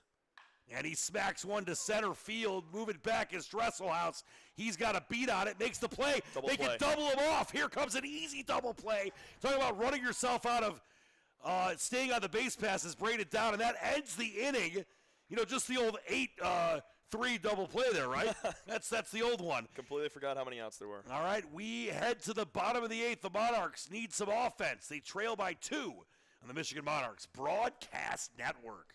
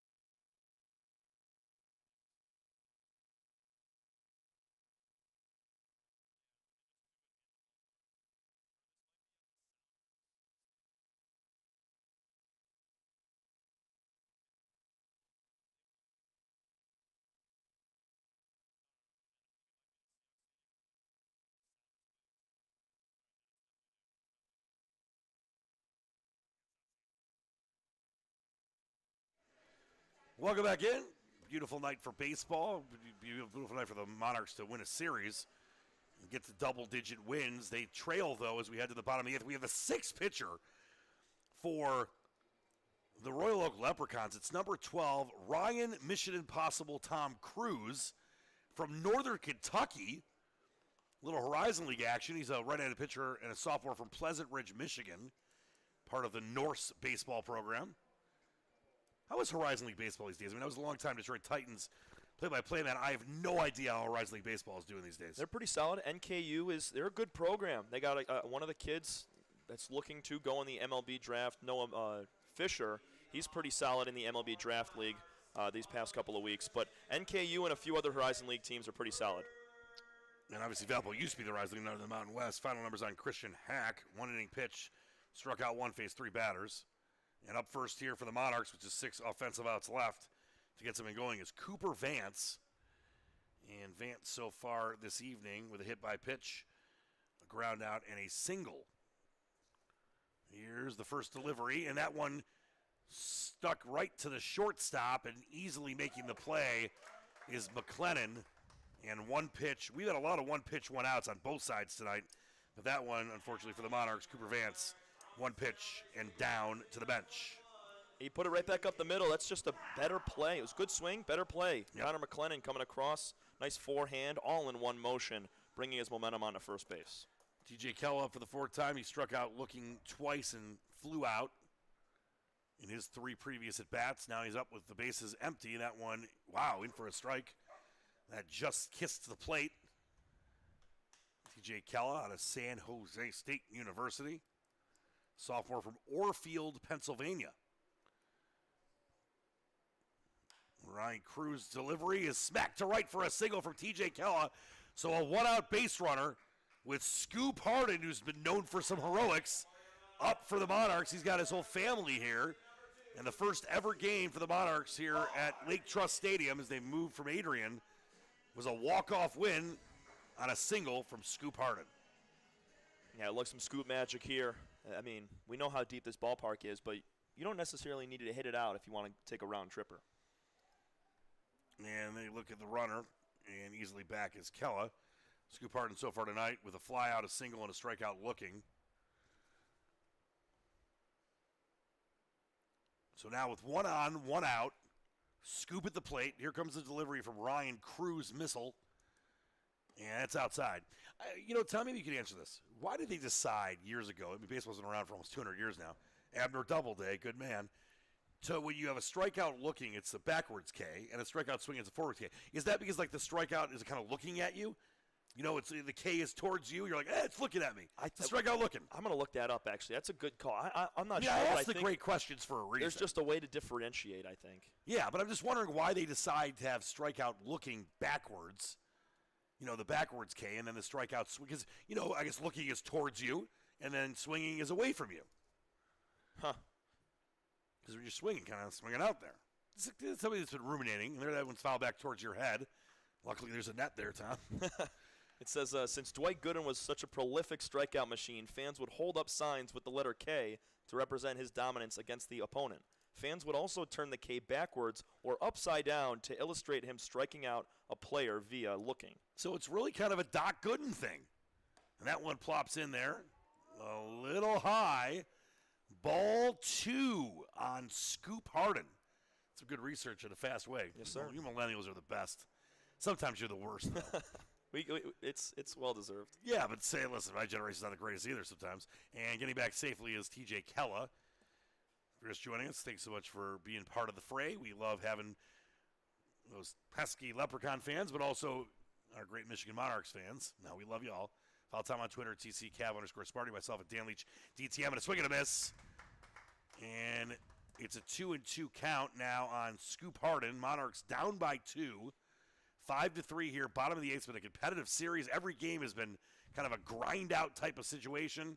Monarchs win game 1, 3-2, lose game 2, 4-2 on the road last night.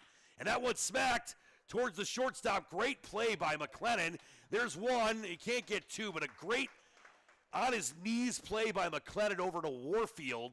They couldn't turn 2, but credit there to the shortstop for the Leprechauns. That's why he's an everyday guy for a really good Division II school in Saginaw Valley State. That's an incredible play, sliding away from the base, being able to pop up and still throw a bullet on to the bag. I mean, he's made 2 fabulous plays for the first 2 outs of this inning so far, and it's huge that he gets the lead runner there. If he wants to go to first, fine, but that would have allowed a runner to be in scoring position. Yep. And we know the Monarchs have had some good success with that, especially here at home. So Cornwell used to play for the Monarchs till today, out to talk to his pitcher, Ryan Cruz. And up now for the Monarchs is Mason Malish.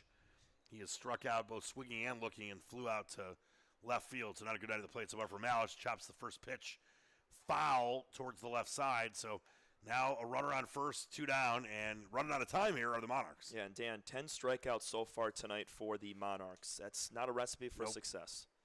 Sure isn't. Credit to the Leprechaun staff. They've had some good moments, whether it was Hack or Coulter, Martin or Cruz, and that one in there for a ball. That one looked good. Yeah, the fans have definitely gotten a little restless with some of these calls. And it's not like it's anything against the umpiring, but there's been some consistency at times and then not so much. That's all you want is consistency. And he fires one in there, does Cruz for another ball. So it's 2-1, 2 down, runner on first. Monarchs looking for some 2-out magic here at home, trying to get back in this game and win this series. Here comes Cruz's delivery. And it hits on the hand. Malish, that had to hurt. Are they going to say that didn't get, he should be walking to first base? No? No, it got him on the knob. Oh. So since the knob of the bat was underneath his hands. hands. Malish a knob? That's not very nice. Yeah, I thought that hit his hand. That definitely looked painful. Hand is sometimes part of the bat right, as well, so they will call that a foul ball regardless. But I think if it gets meaty flesh of the hand, they'll award you the base. Yeah, that was close. That definitely doesn't feel good. But here's a 2-2, 2 down, and a swing and a miss. And the Monarchs go down swinging, and down to 3 offensive outs. They're down by 2. We head to the top of the 9th. Monarchs trail by 2, 5-3 on the Monarchs Broadcast Network.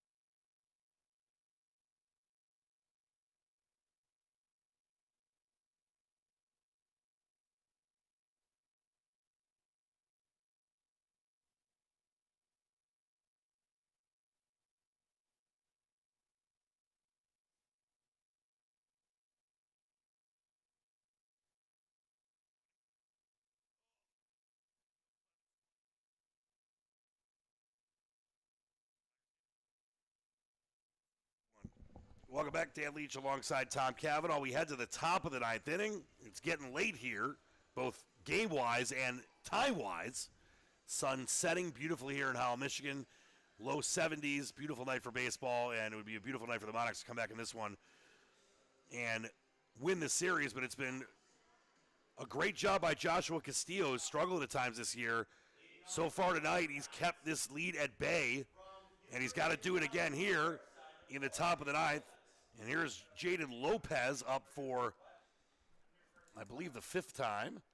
He's walked a sac fly, a couple of flyouts, and now faces Monarchs pitching for the 5th time. We've got 6 Leprechauns pitchers, 3 so far for the Monarchs. And that in there for a called strike, too. So quickly down 0-2. This is the way Castillo started the last inning. Yeah, he's been really hitting with that breaking ball in the outside corner to either hitter, right or lefties. Here's the 0-2. And that's swung on and fouled back out of play. Once again, don't forget, Monarchs fans, Tuesday and Wednesday and Thursday, the Monarchs will play the Lima Locos. But on Tuesday and Wednesday, Twisted Burger will be out here.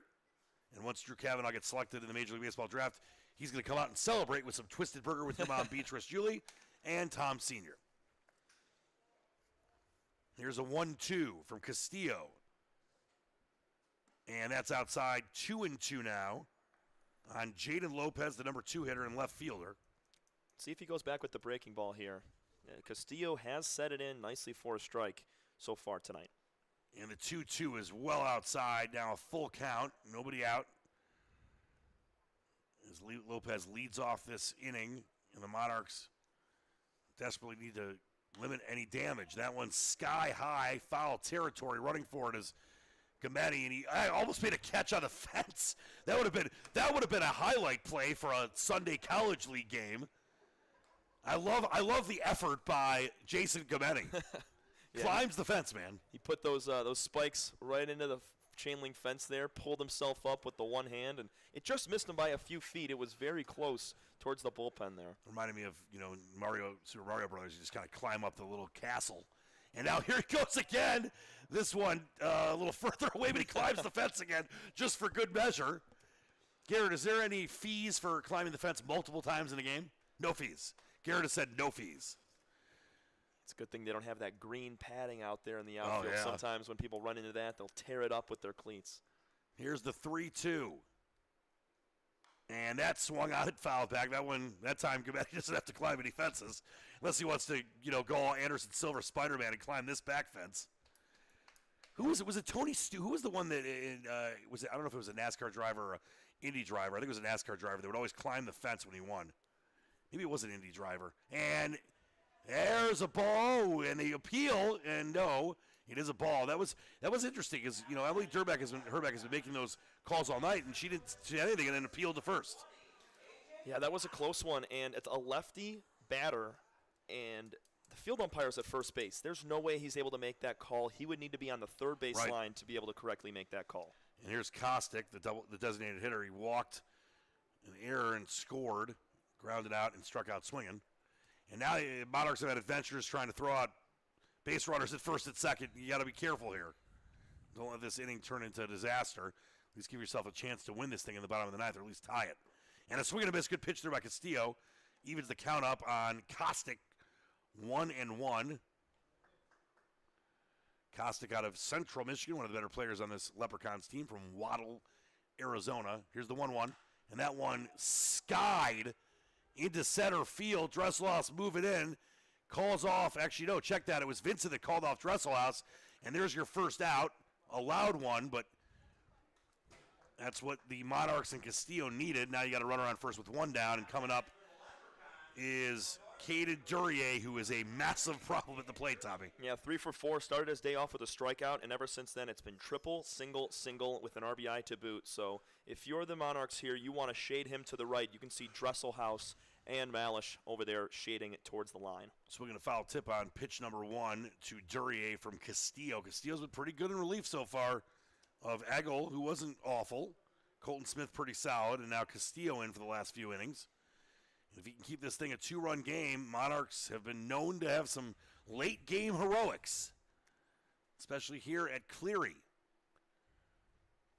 So it's 0-1 on Duryea. Duryea, an all-star for the Leprechauns.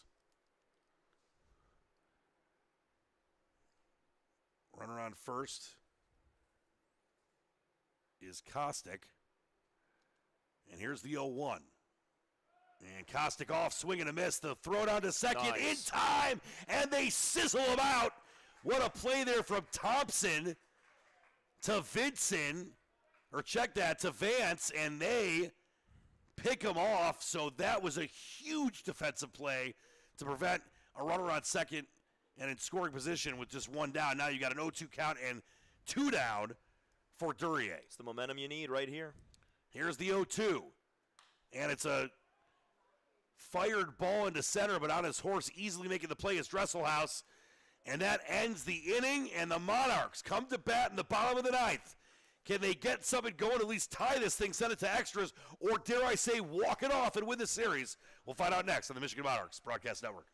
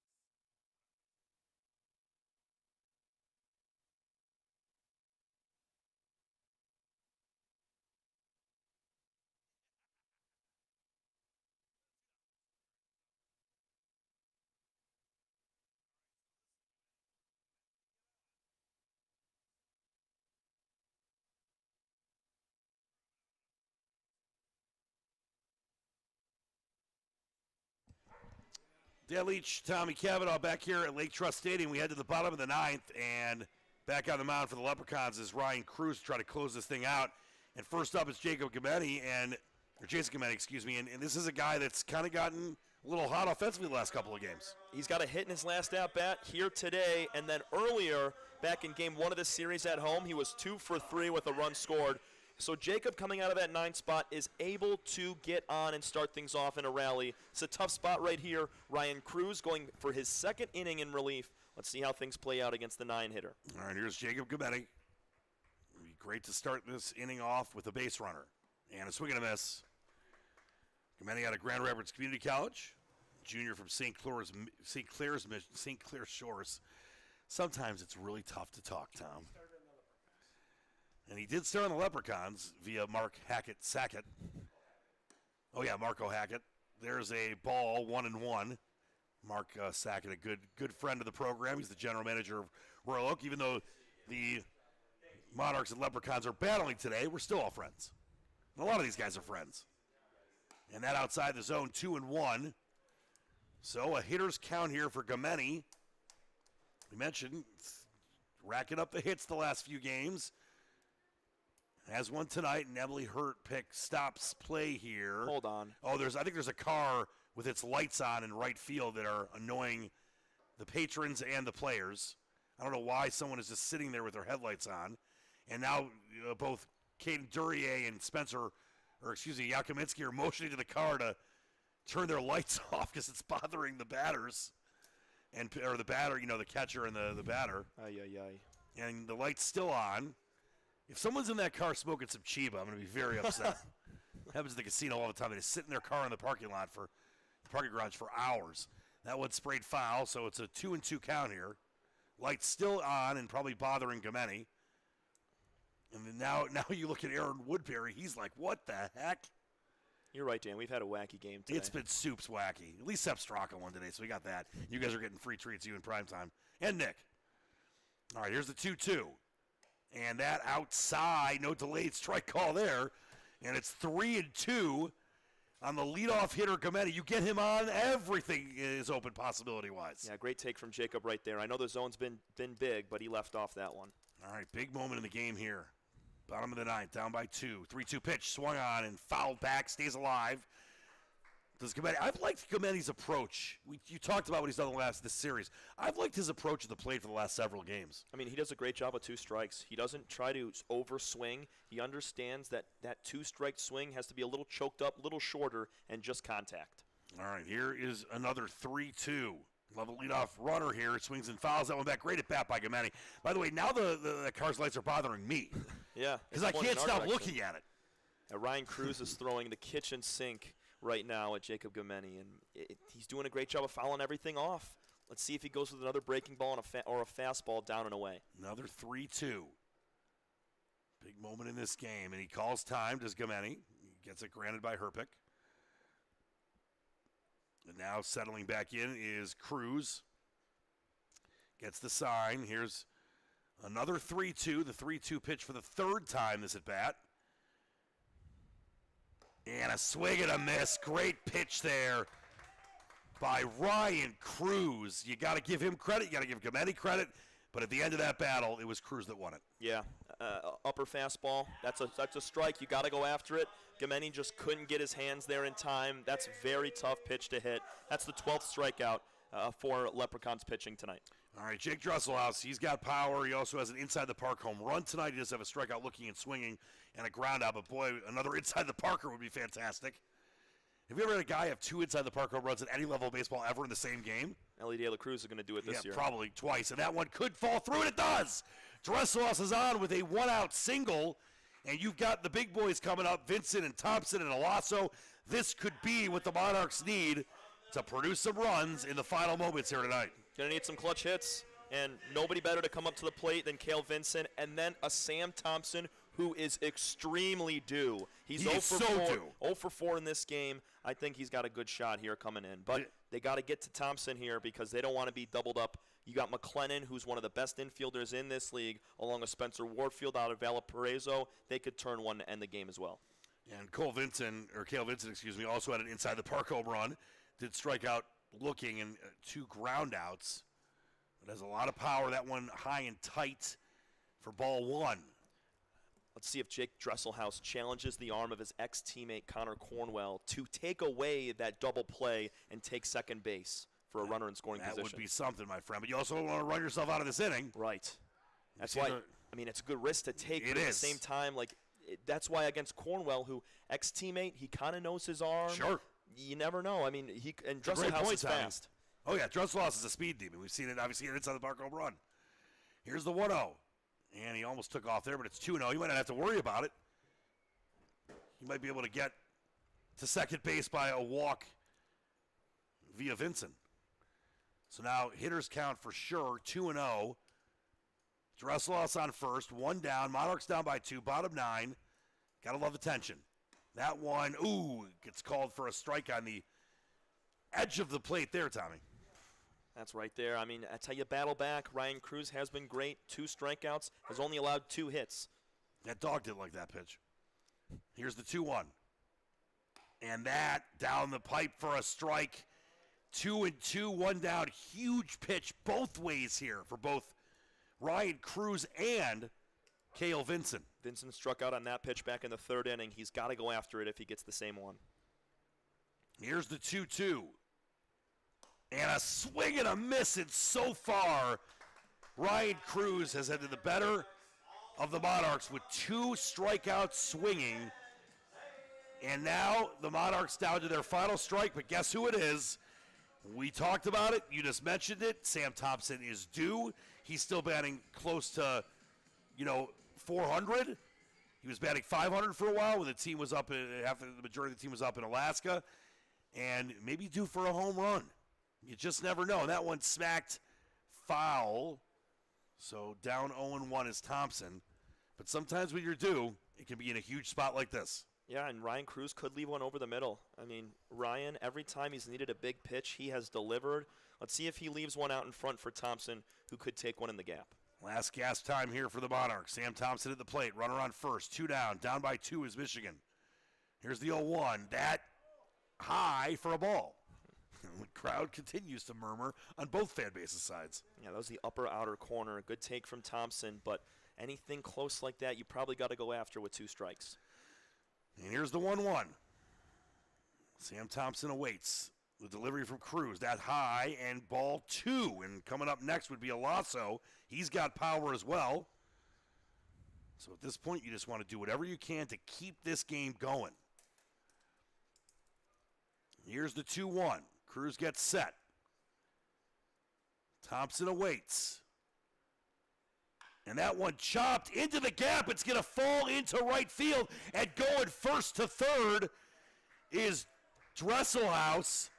And there you go. First and third with 2 down and Alasso up.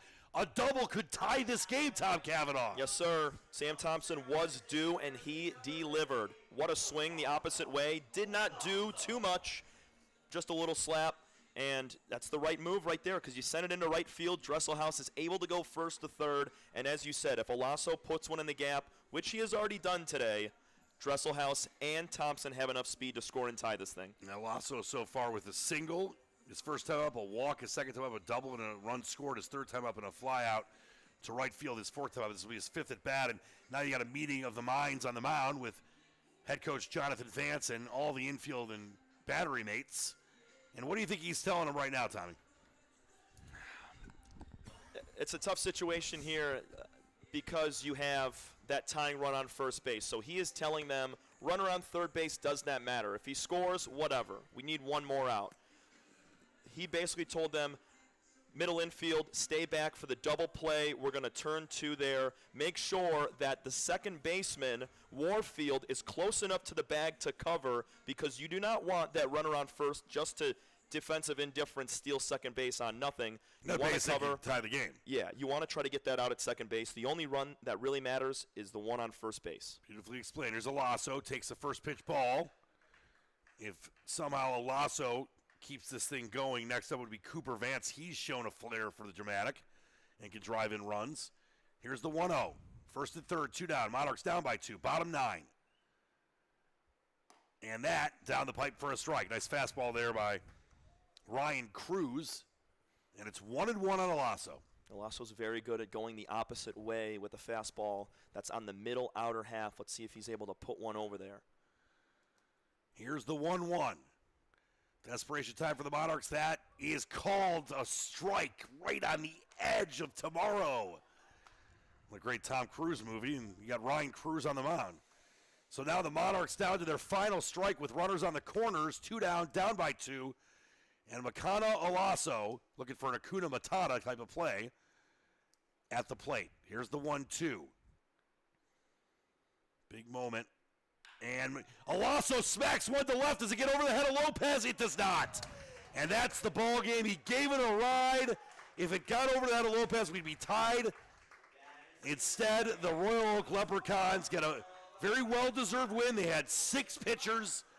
They got the offense they needed when they needed it, and they win this game 5-3. And listen, the Monarchs playing much better baseball, but boy, did they really want to win this series after how rough things were when the majority of the team was in Alaska, Tom. Yeah, that's just a tough ball game. Very hard fought between both teams, but the number that stands out to me tonight, Dan, is 13.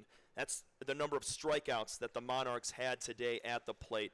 It's tough to score runs, and I'm surprised they had 3 with 13 strikeouts as well. So you got to give credit also to the Leprechauns. Kurt Barr set the tone, 3 innings, 5 strikeouts, and from there it was Reif, Coulter, Martin, Hack, who all combined for 5 innings apiece of just 4-hit baseball. That's how you do it right there. Every pitcher for the Leprechauns had at least 1 strikeout, and they dominated on the mound. Monarchs made it close. Great swing at the end by Olaso. A few more feet, and we got a tie ball game, but that's baseball, Dan. I guess it was the luck of the Irish tonight. Yeah. Leprechauns win the series, and I'm thinking about this as far as player of the game goes for the Monarchs. I think it's a 3-headed monster. I mean, Castillo kept the game at bay, so I love him. And I think the Dresselhaus and Vincent with the 2 inside the park home runs. How do you feel about that? Yeah, I like that as well. Dresselhaus maybe a little more for having a hit in that last inning and making it a little closer, but Vincent also set the tone with that home run in the first inning to get the scoring started. We looked like the Monarchs were going to pop off for a few more throughout the course of tonight's game, but once again, hats off to the Leprechauns. 13 strikeouts, 5 for the starter, Kurt Barr. Well done, and they pick up their 11th win of the year.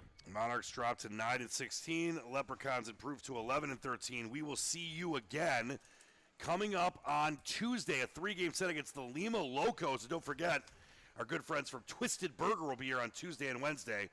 So enjoy that. Once again, I want to give a huge shout-out to your brother, Drew Kavanaugh. Hopefully going to be drafted in this Major League Baseball draft. We'll hopefully be talking a lot about that on Tuesday. So good luck to him. And as always, Tom, it's a true pleasure, my friend. Yes, sir. It always is. I want to give a big shout-out tonight to Garrett Primetime Pogrovich. The guy did 5 jobs, as unfortunately the Monarchs, game staff was a little undermanned and underwomaned. Is it underwomaned? Underwomaned tonight because they had some things to do. By the way, beautiful. I know people can't see this on the camera right now, but to the left, to the west of Lake Trust Stadium, the sky is pink and purple. It's a sailor's delight. So, and a beautiful on the scoreboard, too, I guess. Garrett put up like a little flower out there. So, great job by Garrett, and, of course, by our man Andrew batting down the hatches, Nick Nowitzki on the PA, and obviously Tim Riley, Cal Chapman always do a great job, but not in attendance tonight. But, of course, Tom Cavanaugh, most importantly, you. Always a true honor, my friend. Dan. All right, the Monarchs go down in this series, in the game 5-3, and in the series 2-1 to the Royal Leprechauns. For Tom Cavanaugh, I'm Dan Leach saying, until next time. Keep reaching for the stars. Believe in the dream. We'll see you on Tuesday. First pitch, 7:05 against the Lima Locos, right here on the Michigan Monarchs Broadcast Network. Until then, peace in the Middle East. We love you. Go Substraka.